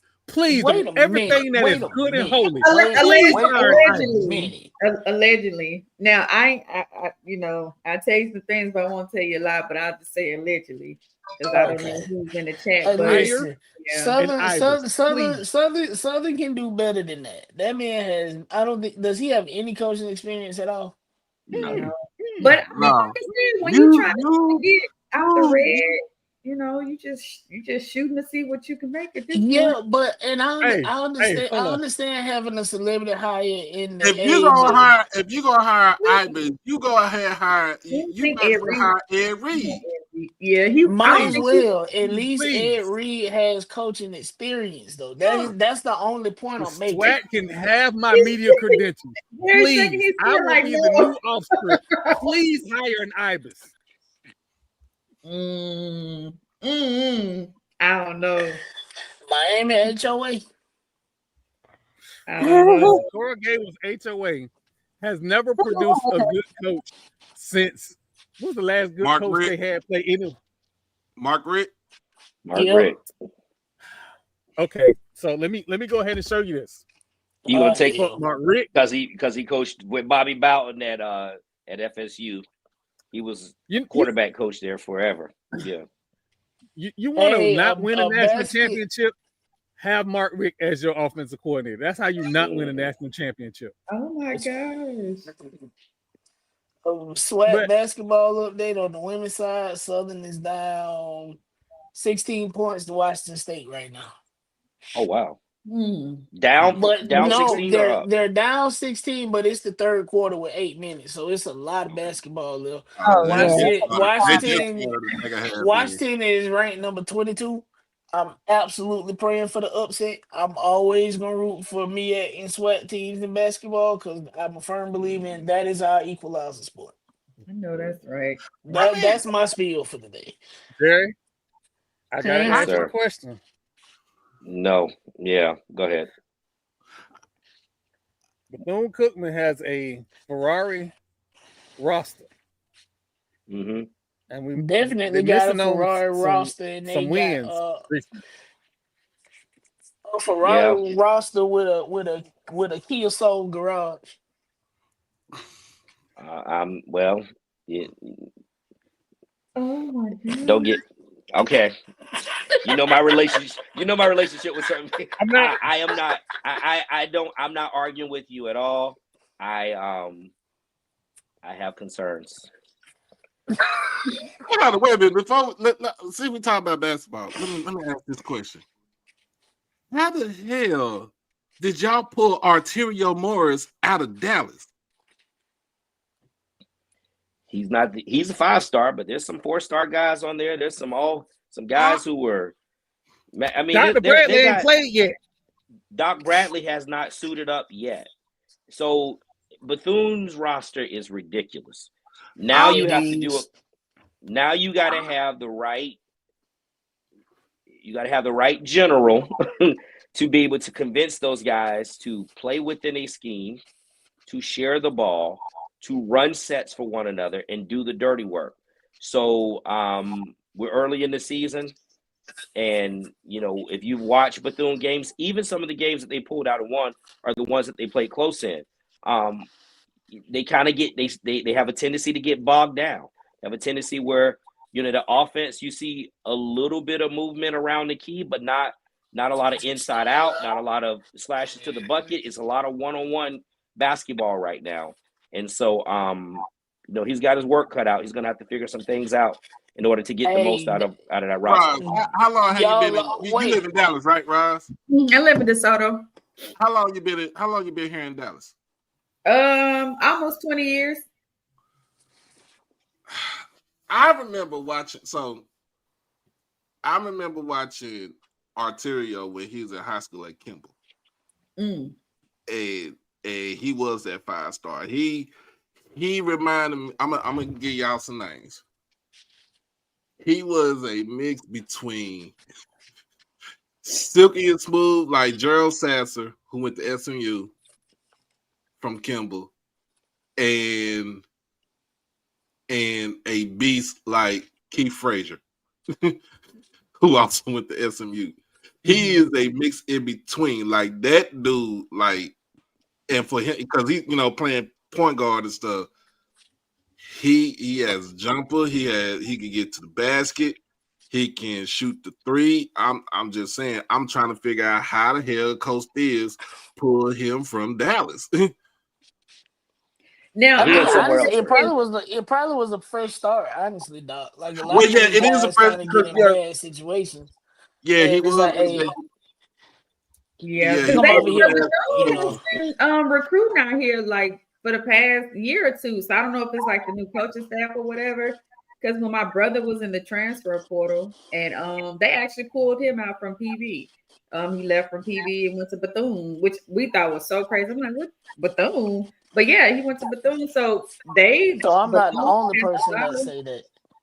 I mean, Listen, that's because Daytona's a nice place, man. Bethune is some of the. I get it. Like you go ahead, Troy. Go ahead. Bethune is the home of the first Christian mingle. Hey, boy, that was before I was a preacher. I want to stay out of this. I might mute I'm about to tear myself off the camera on this. I don't want to. Yeah. And now, please tell the blonde haired lady don't talk to my wife about this. None of this. I have no recollection of anything prior to. Go ahead, sir. Well, no, I was just saying, like, why Bethune? Because coming from Dallas and then just going all the way to like maybe somewhere like Bethune, FAMU, and those places, it's kind of far. So I understand saying that about fam because we on a fucking island on the peninsulas, but Thune, I mean, I see it more for Thune. I mean, but I know he got a trouble. He was at Texas, and then he transferred to. I think he had transferred to Kansas, and that's like, he got it. I mean, he ain't got it to the. I think that's where he got the trouble there at Kansas. Yeah, he was on. I think he was on. He was on Bill Self's list, and it's hard to be on that man's. To get on his list right there. He need to be on his own shit list while he putting everybody else there. Yeah, but I just had to ask that question because, like, just coming out of because you don't hear you don't see a lot of kids coming out of public school. Not here, not in Dallas. You have to be like damn near A1. And we ain't. I don't want to talk about that school because I hate that school. Duncanville is down the road from me. I went to Cedar Hill, so I hate Duncanville and DeSoto. So what we do to you? I know. He said that after asking you where you live. I know that's you, and I still hate you. That's. No, I don't hate the residents. I just hate the school. I hate the school. I hate both schools. Yes. Is it because we kind of win? Because the boys are dominating now. Duncanville and DeSoto, we. Well, here's the thing. I always say this. My aunt is a Panther. She taught at Cedar Hill for like 16 years, and then she went over to DeSoto. Now the thing is, she graduated from DeSoto back in the 80s. So that's she went and taught at her alma mater for like the last 4 years, and she retired. She retired like a couple years ago. But I'm just saying, we just had that type of hatred for each other. I don't really hate DeSoto like that. I have more hatred for that school on Camp Wisdom and on Cedar Ridge, the Duncanville High School. I have hatred for that school right there because they think they the shit in everything, in tiddlywinks and in paper rock scissors. I don't care for one of them schools right there. So to give y'all some context on DeSoto, so we have people like Von Miller, Errol Spence, Byron Murphy, who went first round draft pick. The list goes on. We have Green Goblin. The list goes on. All those guys play for DeSoto High School. I think we have the most active guys on the roster in the NFL out of all Texas high schools. Might be in the nation. I don't know. We have a lot though. Well, probably not in the nation because you got other schools or whatever. But Yeah, I think it's like 24 actively on the roster in the league right now. That's so that just amazing. kind of gives you a context of DeSoto High School. So Yeah. that's kind of brag a little bit. My son plays for DeSoto High School, by the way. But yeah, so wow, give you a little context of that. So yeah. And we lost to both of them this season too. So that's my hatred for both of them is internal. Yeah, we're gonna get to some games. We're gonna get to a couple games. What about the coaches? I forgot. Let's get to the coaches. Because we got some coaches on the pool. Well, I don't want to test the coaches just yet. Bootskins don't have a coach. Lane Kiffin don't know where he want to run to next. Everybody getting fired at the end of this week. There we go. Bowie State got a do this. Bowie State got an opening. Hampton got no, because y'all told y'all man that he's safe, even though he keeps getting worse every year. I'm just hoping that the other ex-Seminole is on a red eye back to Toronto in 3 weeks. He said Toronto. So what y'all gonna do with the umpire coach y'all got? I just said it. I hope he on a red eye in the next 3 weeks. See, you school people right into that point. Right into that point, you school people. She's still cool. It's the fucking truth. You out here umpiring games and goddamn in August, like we ain't got a game in 3 fucking weeks. What are you doing? So the statement that he made earlier, yesterday, do you think he was trying to get himself invited out of the door? No, so we've seen that play before. Anytime the seat get hot, it's everybody's fault but theirs. It's the AD fault. It's the fans' fault. It's the admin fault. Admin, AD, and fans are not responsible for scheme, play watching, player development, or player discipline. That is solely on you, sir. It is the same playbook. He just saw the person he prayed for across Gain Street just pulled. Did the same shit. That is the Seminole way. Deflect.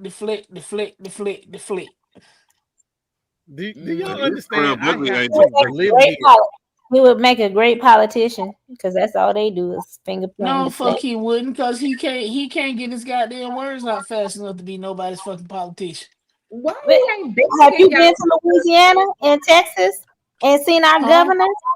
Have you heard Greg Abbott speak? He can't be no in my brain, Hot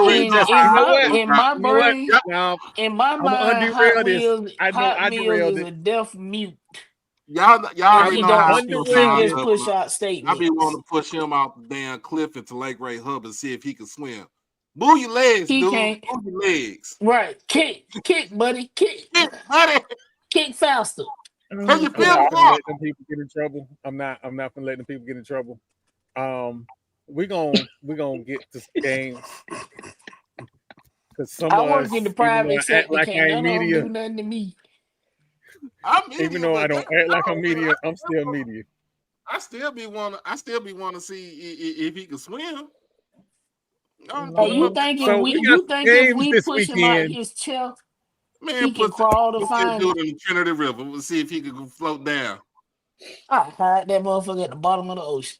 Nah, so Troy, how do you think FAMU's going to do at Itta Bena? Do you think the players are going to show up? Do you think the players will show up at Itta Bena, Troy? Oh Lord. I think here's what I think, right? And here's what's key. Unlike Florida State, you cannot lose the locker room at FAMU. You absolutely 100% cannot lose the locker room at FAMU. You sure if the players don't show up again, there is a new athletic director at Florida State. I mean at FAMU. You cannot, on his first month, go out there and absolutely lay an egg again against Valley. Go ahead, Jerry. I already tweeted that man and asked who's the new football coach. I'll send another one. You do realize that the new AD was college teammate with the current head coach. So first off, since Jerry want to go there. No, I know. I wasn't in the newspaper. No, I've been nice to Jerry all day. He want to come on. He want to start digging up shit. Come on, Jerry. I'm digging up I something. just hold on. I just want to I point got out. stuff to dig up. I just think want to I'm being point out. kind of cool. No. I'm letting y'all Jerry just ain't do nothing self-destruct. wrong. Oh, Jerry ain't we do nothing self. wrong. You know what? We just need to be acknowledged. Wait. 1 minute, Troy. I think it's wild to say that we self-destructed when we the only public HBCU in the state. Y'all get to hide behind being private, and y'all get left the fuck alone. We out here fending for our damn selves for everybody else. So we being self-destructive, that's a fucking cop out. You can take that how you want to take it. All right. So back to I my don't take statement. anything you say personal, brother. If you And, thought you were and, gonna hurt that, my and feelings, that's you fine. failed. No, I'm not trying to hurt your fucking feelings, but the point still fucking stands. I Oh, was talking Here's about the FAMU, deal. sports, man. You y'all went Hold into self on. something goddamn different. destructive. But That's haven't we not what got the fucking high? No, but I'm a everybody yes. knows that goddamn AD was put there by the governor. Have you I ever agree. had a governor selected by? Have you ever had anything at your school hand selected by the governor, who has So circumvented every single process in Pough to make things fair and to ensure that shit goes the way it's supposed to? He just was like, nah, I'm gonna put all of my people here. I'm actually on your side with that more than you probably think so. And so even to the point, if you think about this kind of the pre-Willie Simmons era, right? When you guys went to that 11-year kind of shaky ground, a lot of that stuff you point directly to the administration of Jeb Bush, who installed a bunch of his cronies in place at FAMU at the time, and the You mean impact that after they got rid of the board of regents and they Yep. created the board of governors? I'm telling you that this is not an argument for me. I am pro HBCU. And so I agree with your argument. When I said self-destruct, I was talking about you guys talking about young coaching staff. Had nothing to do with the real issues that Black folk face. And that's for our solvency. And so I am always going to be pro HBCU and will never delight in seeing anyone come in to disrupt our culture or the progress that happens for Black folk. So we can get that off the table when it relates to me. This was a conversation about sports, and I agree with you that having the governor insert himself in the affairs of Florida A&M, it has gotten so bad that I live here in Orlando. They are now, UCF is trying to take FAMU Law School and claim it for themselves. I don't want to see that. But all of that goes back to Troy's alma mater as to why we have that law on the book. It is. So for the people that don't know, there is a law on the book in Florida that you cannot have two professional schools in the same geographic location. Right. So FAMU's original law school was in Tallahassee. It was forcibly closed by the state of Florida, and Florida State got their law school, which is about 5 minutes from FAMU's campus. Flash forward about 15, 20 years when FAMU gets their law school back. It cannot be in Tallahassee because Florida State is there. So our law school is in Orlando, but that also prevents UCF from having a law school in Orlando where their school is located because our law school is there. Nobody can put a law school in Miami because of my Coral Gables HOA. Nobody can put a law school in Tampa because of USF. Nobody can put a law school in Cocoa Beach because of Nova Southern is in Jacksonville. There is one in Brevard County. I cannot think of the name of it. So all of the major cities in the state are now locked out of having professional schools due to Florida State and the boot skins, really. When I tell you Florida State alumni make it very difficult for me to be a FAMU fan, this is one of them. They sure do. The new athletic director, when his bio was written up, they labeled him a star. First off, I was there when he was there. He was not a star. I know all the stars that was there. So we're boosting up something for what? Secondly, he is on a 1-year contract. I've not met him. I have not met this dude outside the 90s. So he could be a completely different person. I do not know. What I do know is this. We continuously have Florida State people injected into FAMU and underperform. Right. And it makes it difficult for me to sit here and say to fans, it's going to be okay, when I'm wearing this garnet and gold, and you know for a fact garnet and gold is the reason why your school is called the Rattlers in the first place. I am very pessimistic, but I should be, because I talk to the fans every game that I'm working. I talk to the alumni, the old school seasoned alumni. There is valid reasons not to like Florida State. There are fans that will not watch my show because I'm from Florida State. And I perfectly understand that. But the first thing that has to happen, and I'm sorry, Charlie Ward has to be successful. He cannot have a down year this year. And it's looking that way. And I don't care where his parents came from. I don't care that he won a Heisman. That is in football. The basketball coach has to be successful because he carries that Florida State name behind him. Now let's get to some games. Back to the it'll-be game. Cozy can't go down there and lay an egg. The team can't go down there and underperform. They have to win this game. This is a must-win game. Not saying that he'll be dismissed if he loses this game. This is a must-win game. He can be dismissed if he win the damn game. So, FAMU by 40. If I'm gonna say this, FAMU should win this game, but the problem that we're gonna have is Valley has a dynamic quarterback. The problem is gonna be RJ and Swiss cheese as secondary. So I got more Valley faith in RJ. Yeah, Valley's lost their biggest advantage, which used to be the field conditions. So they have that artificial turf now. So they used to go there. There used to be a cow pasture, right? Nobody wanted to play there. It's hard to get to, all that stuff. But I will say this again. This man called they feel a cow pasture. Tell them, Doc. Tell them how bad that feels. It's like that, man. Look. If you used to go down there, the grass, and Ross can say this too.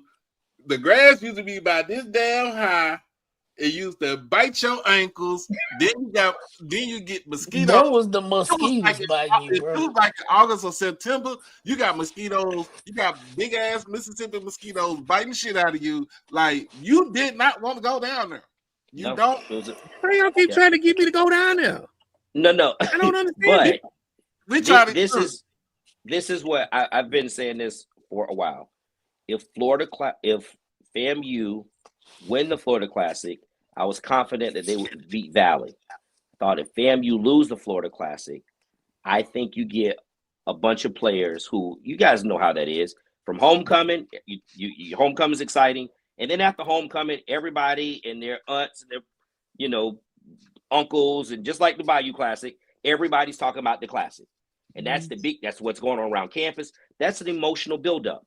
You lose that game, and now you have to travel. And from my understanding, FAMU's busing it up there.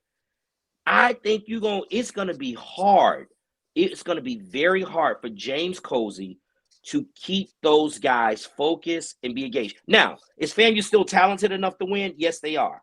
But Valley is better than you might expect. That quarterback, Brown, I think besides Body at Alabama State, I think he's the second best quarterback in the conference. He is dynamic. They play very well. They have a tendency to run out of players in depth. That's been their situation the entire year, except against Jackson State. Other than that, they played everybody else tough, and they ran out of players. FAMU, so this makes their season. They're going to be engaged. I see this as like a bowl game in which you get two teams that come in. One's very talented that don't want to be there. One maybe a little bit less talented, but they got something to prove. We see that every year on January 1st, and all of a sudden the team that's not as talented but have something to prove wind up winning over a more talented team who's disengaged, and I think that is the biggest challenge for FAMU going to Itabena. I got Valley winning. But so do you feel the same way? What were your thoughts on the game based on if y'all blew us out or if we just won and lost no matter what? No, my thoughts were on we were in the same position in 2019 against South Carolina State. We actually won that game, but it was a game that was rescheduled for the Hurricane, and we won the Florida Classic, and our guys, we weren't going to win the conference. Our guys could care less against South Carolina State, who's our second biggest rival. Yeah. I mean, it's yeah. FAMU.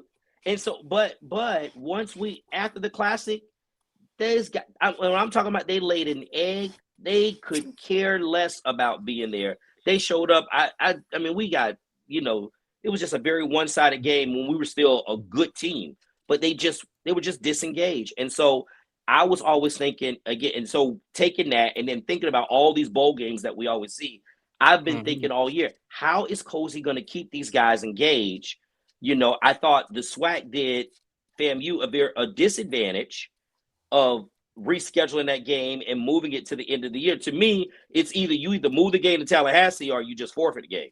That was I said the same shit. Like since they screwed the bed on the game in Atlanta, that wasn't on us, that was on them. So why we gotta play a game the week of Thanksgiving in East ass Mississippi? Yeah. So it was just college kids, just how they handle bowl game situations, and then living it with us. So, I can see that. Yeah. Well, I'm gonna be honest with you. I mean, I seen play. Doc, what you got? I mean, they look good, but I mean, it's still valid because everybody gonna say it's still valid. But also, I catch somebody slipping every year. They catch somebody, they catch slipping. But I look at FAMU when I saw this past weekend against Bethune-Cookman, it seemed like they was there, but all the way up until the last play of the game. And it seemed like they got disengaged. I don't know who that DB was, number 19. Boy, that boy had a glitch on him. And all I know is he got cooked and cooked. Imagine being there and watching that shit in real time. Like, I know you would feel, but it seemed like he had a glitch. Like they turned this. No, bro. When I tell you, I was looking at their QB, and when I saw him wave the receiver down, I said, "Oh shit!" Like, you go back and watch the clip. He packed the ball and he told him to keep running. There was nobody over there. I was like, I know you can make your homemade whipped cream sugar free. No, you can actually make your homemade whipped cream sugar free. Don't be. Don't nobody want no sugar free whipped cream. It's Thanksgiving. We want all the calories. I think you should continue in this conversation. I'm learning quite a lot. What happened on Saturday night? I don't remember. Keep going. I just said, really? You just look at it. You just look at it.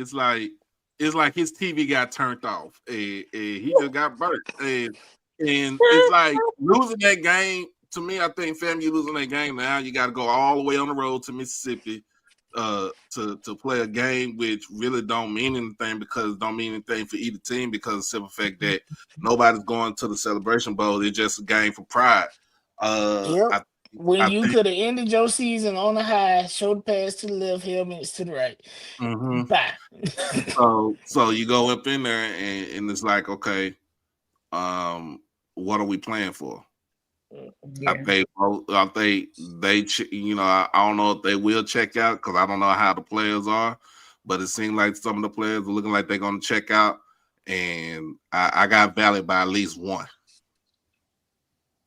Yeah, I'm gonna go with Valley too. I feel like Valley gonna show up. I mean, like I said, they really don't have nothing to lose. But Valley, if you sleep on Valley, they'll catch you slipping. They'll be the team that's going to win. So I only say that because, like I said, FAMU lost last weekend. That was like the peak, and they may be a little bit defeated. The kids might just be like, "Listen, we ain't going to the SWAC Championship. We ain't going to the Celebration Bowl. I'm just here so I won't get fined." So I think that's just how I look at it. I hate that James Cozy has removed my ability to fight back against these allegations. Wow. Oh man, I just Danny, hate what you got, y'all. Danny? Danny, what you got? We might have lost Danny. All right. So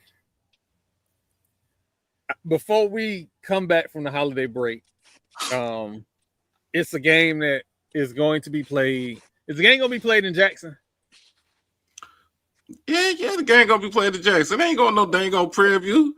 Cause we go to Prairie View, we gonna take over Panther Stadium. Not our alumni chapter from Houston and alumni chapter for Dallas would just take over that stadium. Ain't nobody else from Mississippi ain't got to come down there. It's a lot of us. You about to have Tremaine Jackson on the internet yelling again. Boy, we about to name Panthers. We gonna name that D-Vet at Prairie View, Texas. Lord. But I thought they confirmed that it said Jackson, though. It's in Jackson. Oh, no, it is. Okay. It's in Jackson. You're going to have 50,000 folks up in that game. We had Lionel in the chat for a little minute, so that's why I asked that question, because Lionel was in the Lionel chat. Lionel don't want this smoke, man, for real. If he was still here, I was going to send him the invite, but he not here, because we tried to get him on the show before. Man, Lionel don't want this smoke.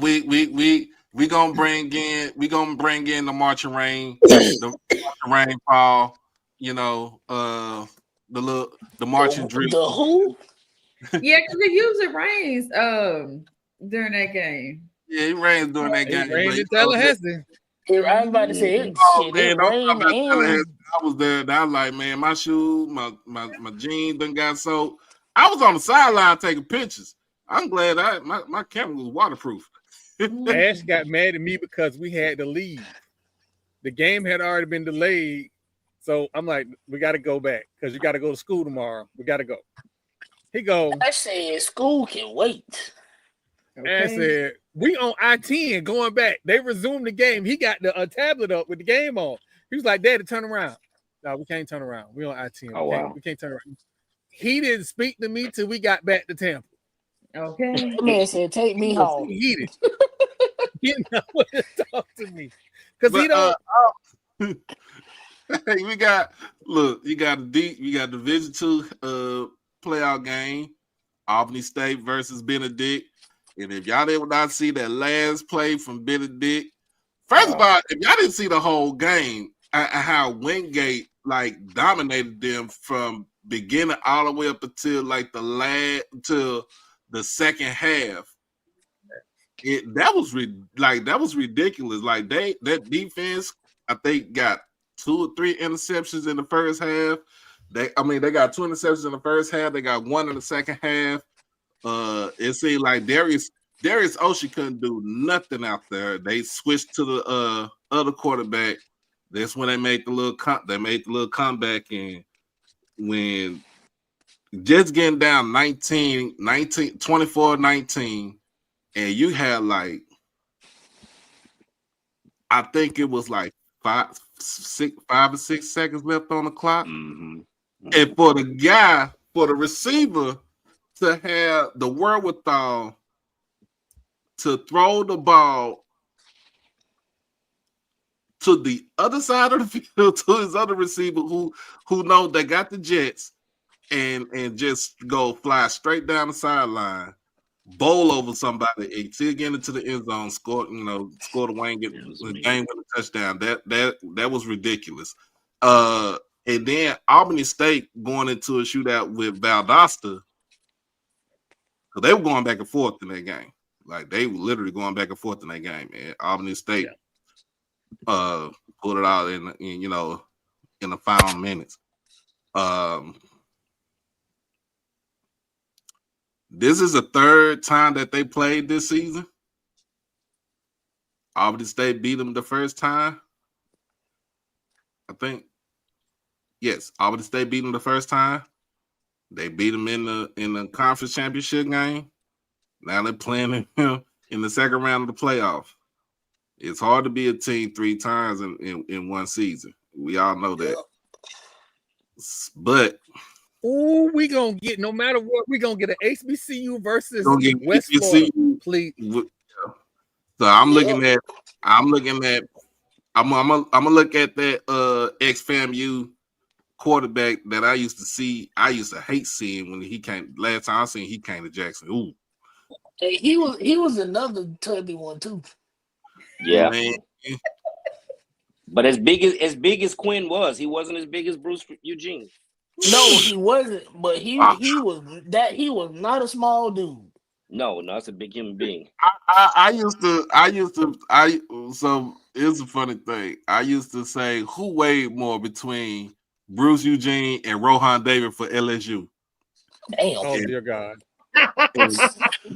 And Bruce had Marcus Lorenzen. Lefty. Oh, he got him. He got him. But you know what the funny thing is? All three of them was mobile for them to be that time. Yeah. Rest in peace, Jared Lorenzen. But all three of them was mobile. But I'm just saying, when I talked to, I remember 2 years ago, I had Bruce Eugene on my show, and he told me like, man, shoot, it give it to you. He didn't care. But with Quinn Gray, he came to Jackson my sophomore year in '98. It just kicked our teeth in. But I'm gonna go with Albany State. I'm gonna go Albany State. Yeah. Can I ask you this? Can I just press a rewind for a quick second? We talk about the Valley game. For the FAMU faithful, would you take a Valley loss if that meant a loss to Valley? If that meant Quinn Gray came to FAMU as a result? No, we're not doing that. We're not doing that here. No, I'm just asking.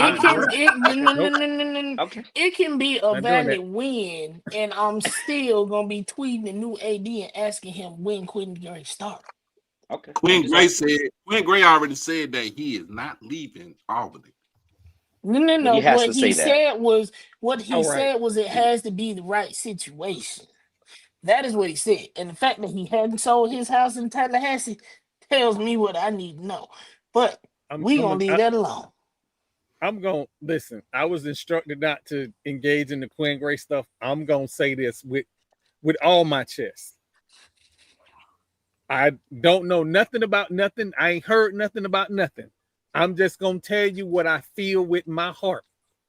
If somebody said, Quinn Gray, this job is open, what you do said on Friday? I know I said I wasn't going to never leave the hood when I got my money. But as soon as I got my money, I was gone. Understood. Ultimately, everybody want to come home.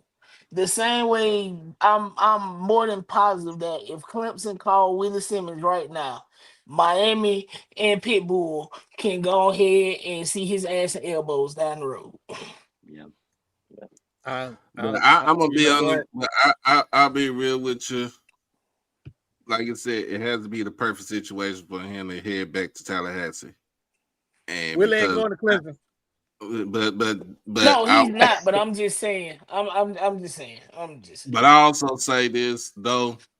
This would for Albany State. This would be the second time a head coach done left a FCS job, because I think it was Gabe Gardena, who's over at Charleston Southern, who left from Albany. It had them humming too. So yeah. Unfortunately, I think we have talked about it on this show, and that's kind of a reality of HBCU football. Guys gonna come in and they gonna give it they all, and they gonna look good. But as soon as somebody come knocking with more money, or that actual institution that they always want to coach at come knocking, they gone. Yeah, because I'm tired of here's the thing though. I understand. I get what D-Jack said, and it was stupid what he said, but he don't need to go to Cal. I understand that's his alma mater and stuff like that. He does not need to go back to. He don't need to go back to Berkeley. Stay your ass in Dover, bro. Like we talk about HBCUs that don't have resources.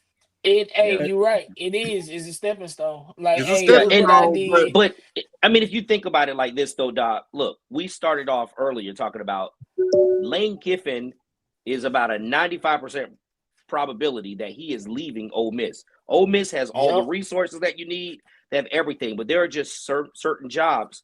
Remember, for a long time, the MAC was kind of the feeder conference. We had all those guys like Urban Meyer and all those guys coming through the MAC. And sometimes what we have to do is be realistic about where we are. And so if you're a D2 team, there's nothing wrong with saying you come to Albany State and coach here, and you can see that you can have success. You give us 3 or 4 good years, you move on to the next job, but then we get the next hot shot. It's the same thing for us in recruiting, right? We can't keep. I won't say who. We got a player right now who I really want to keep, but there's a team that offered $1,000 to him right now. I won't tell you, and it's like, how do you look at that kid and say, man, stay at Bethune-Cookman? We can give you NIL. We got a little bit of NIL money. We don't have that kind of NIL money. And so, but at some point, you get to the point where you embrace who you are and say, come in, you play 2 or 3 good years for me, and if you can go somewhere else, that's okay, because we just can't compete on that front. But if we're always getting the next best thing, I just want to win right now. Yeah. Oregon does the exact same thing. So here's another thing. Oregon and all the Canada junior schools you talk about, like a lot of their stuff is in-house. That could potentially set our institutions up to launch board and build that. Hey, this coach gonna be here 3-4 years, but as an OC or a DC, you can be the next man up. But you got to stick around. You got to show improvement. They just signed their coach to an extension for 7 more years. Yeah, but I bet you over the course of that 7 years, they might only lose 2 assistant coaches, and those assistant coaches are probably going to end up being OCs at either the FCS level, where they are pretty much a coaching waiting, or they're going to be a coaching waiting or OC at the FBS level. So you look at it, like I said, you got openings. You got your Morgan State. I think Morgan State gonna be open because I'm sorry, I'm Damon Wilson. I'm cool, but I think he's gone. You got Bowie State that opened up. You got Winston-Salem. You got of course Hampton. We talked about that in the group chat the other day. Got Hampton, Southern. I think they're going to extend Alonzo Hampton at Pine Bluff. The way it looks at Grambling, I don't know if they're going to extend Coach Joseph or if Coach Joseph going to go somewhere else. So you're going to have that opening right there. But there is no other openings right now in college football. I mean, in HBCU football. So, like, you got these other but you got coaches now that are hot. Like, of course, FAMU coach. Yeah, you got. You got. I'm saying, but what I'm saying is, you got people say Quinn Gray is the hot thing, but you got Dr. Alvin Parker at Virginia Union. You got Maurice Flowers at Johnson C. Smith. You got even Teddy Keaton at Clark Atlanta. He didn't even have a good season this year because he had injuries with his quarterback. But look what he has done at every stop that he's been at. That he turned. They was a once dormant program, and he has turned them around. With that blood red field, I still hate it, but yeah, Pyru field. Field hurt my damn eyes. Like, what? How you see the ball? But if I'm Hampton, I would go. I'm dipping into the CIAA. I go talk to Coach Flowers. See what he. Hey, we got all this. Look at Danny's face. Look at Danny's face. If you Coach Maurice Flowers has in the last 3 years has put Johnson C. Smith on the map. No, I think Hampton need to get Pemberton right now. No. Don't do that. Don't do that. Well, you heard Coach Pemberton say he's happy on the beach. So and his wife loves being the beach. But I would say this, Coach. Too. I think it's not the same. Yeah, I think Coach Flowers and Quinn Gray. I think those are the two hot names right now. Yeah. And I will say, just across the board, I'm really, really proud of the HBCU D2s. There is a lot of good football play in the SIAC and the CIAA. There's a lot of amazing coaches. One of the things that I love about most of those coaches out there, they're HBCU people. You know what I'm saying? It's like you're not getting this. You're not getting. I have nothing against people coming from the outside. That's not what I mean. I'm saying they are for the culture, and it's not like, you know, and they love it. You know, they're doing a great job coaching. I love what's happening.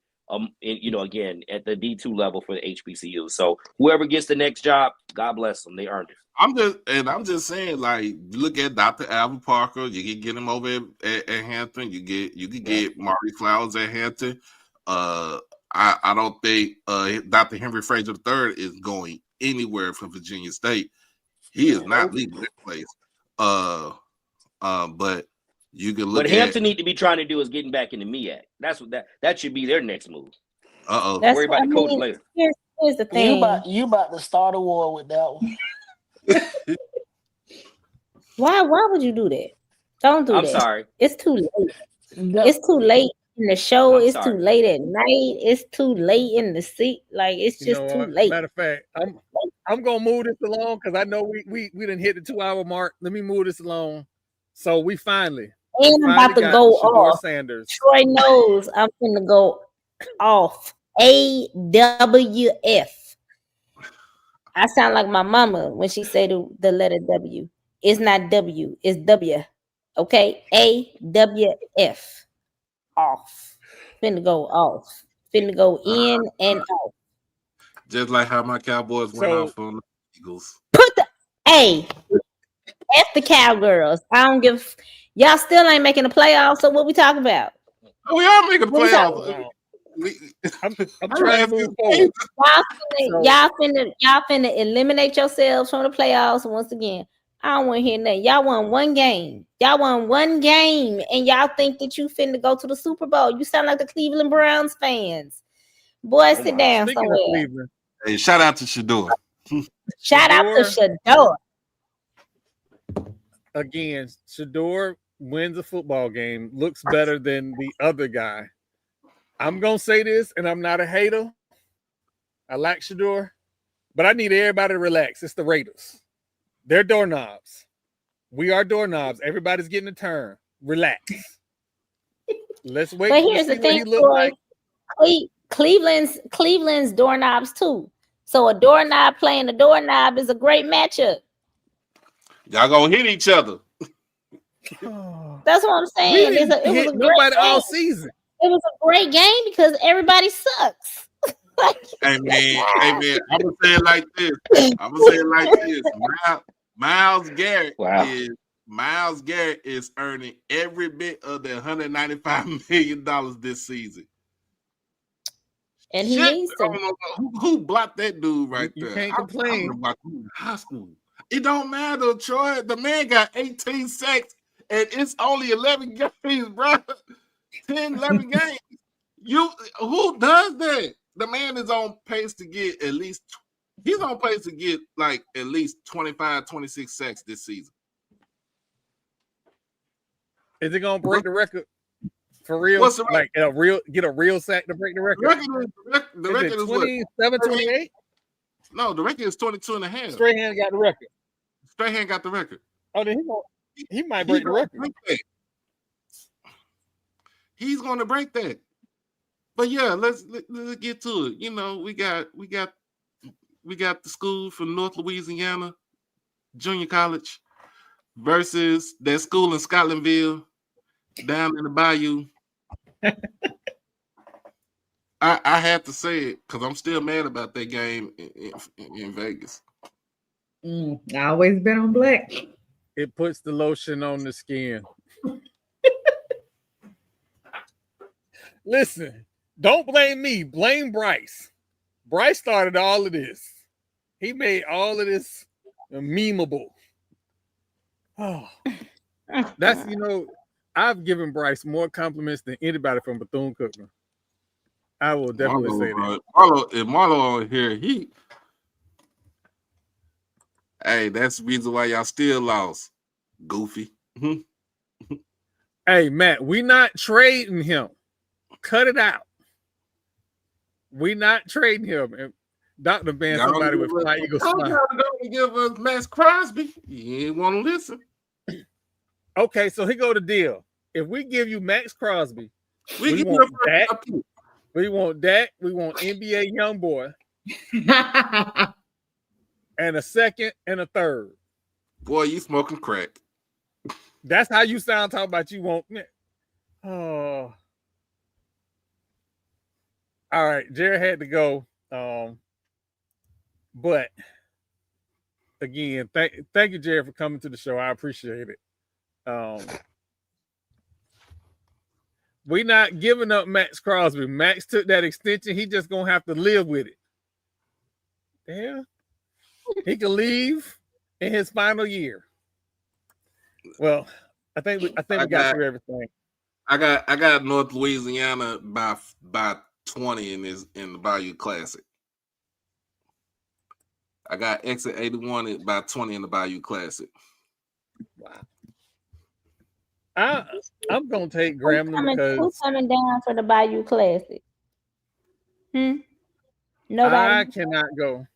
So y'all just gonna keep leaving me in New Orleans by myself. I see how y'all do. Y'all travel. Y'all done travel everywhere else except for here.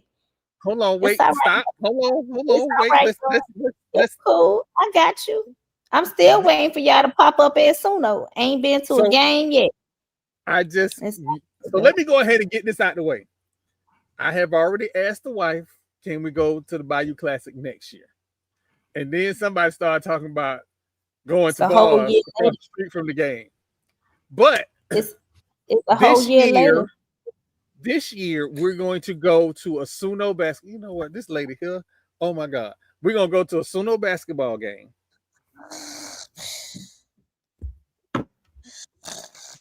I'm going to have to mute Danny.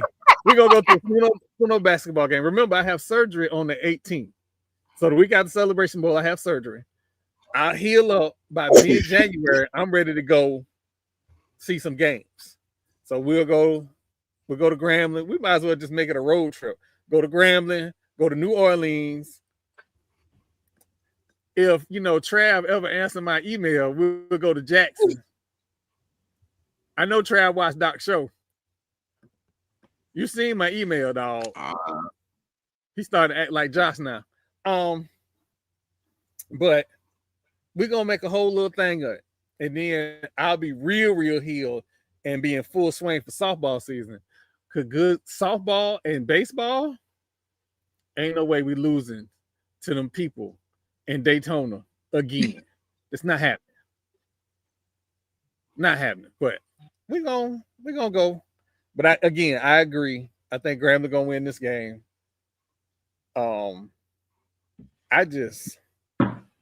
Southern situation is just sad. Because I could have swore that kid was gonna be a 5th round draft pick at least going into the season. And their defensive tackle spent the whole season on their Yep. I mean, he got the measurables, but at some point, last year he had the numbers. He had the numbers, yeah, but at some point, can you play the run? Can you cover? Because guess what? They're not gonna put him at the end. They're gonna switch him over to a linebacker, to outside. So he's gonna be doing a lot of more coverage on tight ends and stuff. But I would say it like this. So y'all just go ahead and pack it in. Go on and try to get Marshall Falk as your coach, because all y'all want to do is pack the stands. Y'all go on and fix that little old bed, that raggedy band you call the puke box. Ooh. The puke box. Go on over there at Humble, get you that blue stove chicken. It be busting sometimes. Gonna make sure that your school don't fall into the river. It's what is happening? It's time to go. You know what? Let me go ahead and get the party shot. You got we don't normally do party shots. I got smoke. I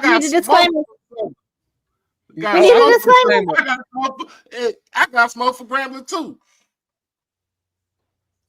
Ain't you had enough of that hole? Just leave it alone. Pause. Anyway, I still got smoke for Grambling too. Should have beat Prairie View this year. I was banking in y'all beat Prairie View this year. Y'all could have beat them too. I'm just saying. But both of our quarterbacks went down, so hey. We both played with backup quarterbacks. You know what? We don't normally do party shots on the show, but since we don't have a Thursday show, we're gonna do party shots this week. Since Roz is our guest, I'll let you go first. Tell me what I'm supposed to be doing. Well, basically, whatever you feel like talking about, it's on you. Oh, okay. I'm gonna keep it short and sweet. Of course, Grand fan to the day I die. I know our season is coming to a close, but it was good to beat Jackson's ass once again this year. Pray for our quarterback. He's still, in recovery. Pray for the younger ones that are coming in. We're kind of wrapping up the season. And yeah, that's pretty much it. Thank y'all so much for having me on. I really do appreciate it. I had a good time laughing with y'all and just learning a lot today. And also walking down memory lane, just kind of talking about some stuff being an undergrad, of just kind of seeing Bruce Eugene and also playing against Bethune-Cookman my freshman year. So it was very refreshing. Hopefully y'all have me on again another time. And thank y'all so much. Doctor, you gonna behave? Yeah, of course I'm gonna behave. Look, first and foremost, shout out to all the Grand fam that's in my family. My niece, my cousins, and I think yes, Raj, you marched with my cousin. I think you marched with my cousin, my little cousin. What's her name? Jennifer Howe. Yeah, she played tuba. Yes, man. That's my cousin. My sister. That's my cousin right there. But yeah, shout out to all the Grand fans. Still want to kick y'all ass and everything. But anyway, for all the folks that's coming in from Texas that's going to the SWAC Championship game in Jackson, make sure that y'all get your rooms ready. Make sure that y'all got your tickets available. Make sure you got all your monies and stuff like that. And all the 12 fans that's coming in from Prairie View, make sure you just have everything that you need. Because this is going to be, I think this is going to be a very interesting game. I don't think it's going to be a blowout next week, even though we want to have it as a blowout. The General Jacoby Morgan will be back next Saturday, so y'all be ready for him. But other than that, and as we shift into whoever wins, of course, I feel like Jack State will win. We shifted to the Celebration Bowl. Make sure you get all your tickets and stuff like that, airfare, hotel, everything that you need to have, because y'all already know it's gonna be it's a homecoming celebration at the Celebration Bowl. People from all walks of life will be at that game, and it's just all one family. And then we on to basketball season. But as always, y'all be blessed, be safe, hug your loved ones, and love on your loved ones. Guess what? I always say crash out on your kids and beat them out the penitentiary. Fly, Sheagles, fly. Patrick Mahomes, we coming after you, Patrick Mahomes. We got the Chiefs this week for Thanksgiving. We will be in the playoffs this season. And fly high, Marshawn Nealon. Be easy.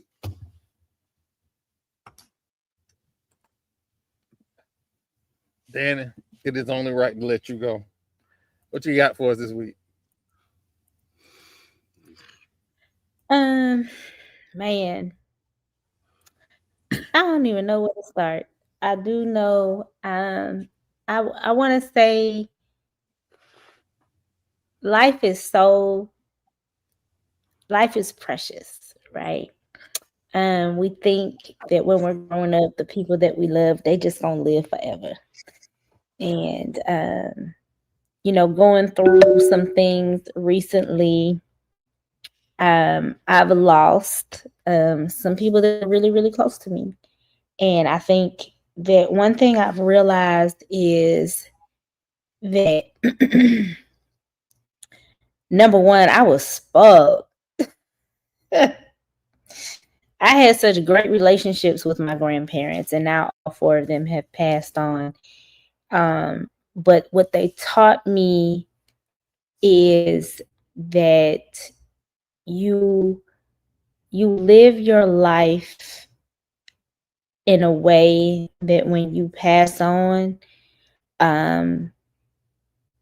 you've left a mark on people that they get to carry with them and hold close to them in a positive way. Because sometimes we live life, and when we pass on, people like, dang, that so-and-so took me through this and that, and it's not a positive experience.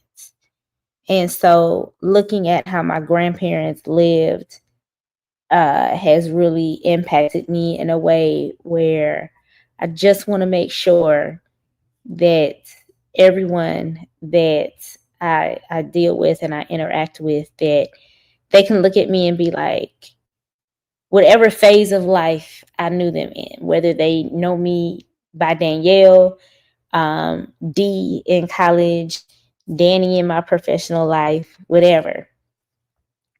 I always want people to be able to say that I loved them, that I took care of them, that I had a good character, and that I was helpful.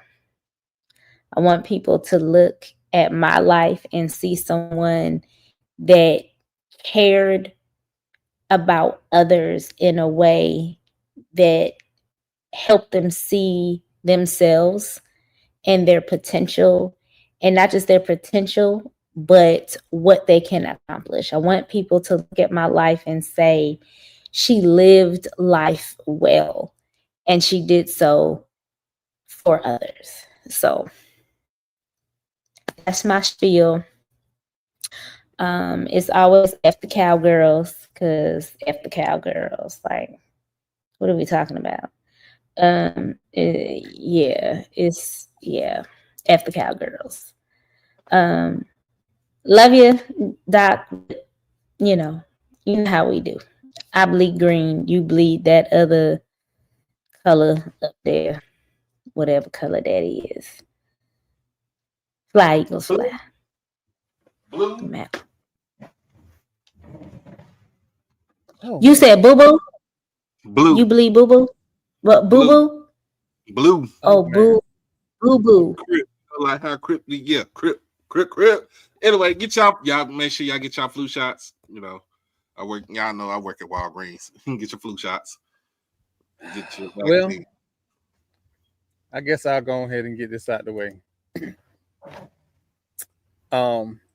Family, excuse me for a second, for a brief little second. This for my nose. Some nose. It's hate week. We're doing a lot of talking about everything but hate week. Let me refresh y'all memory. Steve Spurrier, I hope he get hit by a Nerf bus. Ain't nothing personal. He just Steve Spurrier. It's gonna always be fuck Tim Tebow, fuck Chris Leach, fuck Channing Crowder, fuck Fred Taylor. Oh wow. Fuck Emmitt Smith. Hold on now. Fuck the second chair flute player. Fuck the ticket lady. Fuck their mascot. Second chair players. Fuck the fan in suite 207. Fuck all of them. Let's go nose right. That should be your energy from here on out. It don't matter that you don't like the head coach. We not rooting for the team to lose. We are rooting for them to stomp a mud hole in them boot skins. Because remember, always and forever, ain't nothing, not Ed Reed, not nothing has ever come good out of a boot skin or ibis. So we don't ever have to like them. It ain't personal. It ain't business. This just rivalry. So I would like to say to all those people in Gainesville, I hope you wake up every morning at 3 a.m. and stub your pinky toe on your way to the bathroom. Ladies and gentlemen, I want to thank everybody for coming out to the Strike Season Podcast. Ross, thank you for coming on. I appreciate you so much. It had from the moment I met you on Twitter, it has been nothing but pure joy. I love rivalries, and you have allowed me to enjoy it to the fullest. So thank you. Thank you. For everybody here at Fat Mouth Sports, HBCU Overdrive, Danny at Suno, we are out.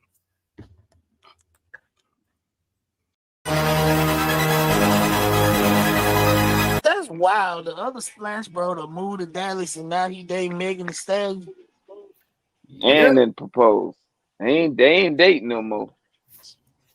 You know what, Marlo? I believe you right. Because he out here taking her fishing and shit. I'm not taking you fishing unless you special because you're going to disturb me while I'm fishing. So, Oh, yeah, I believe you right,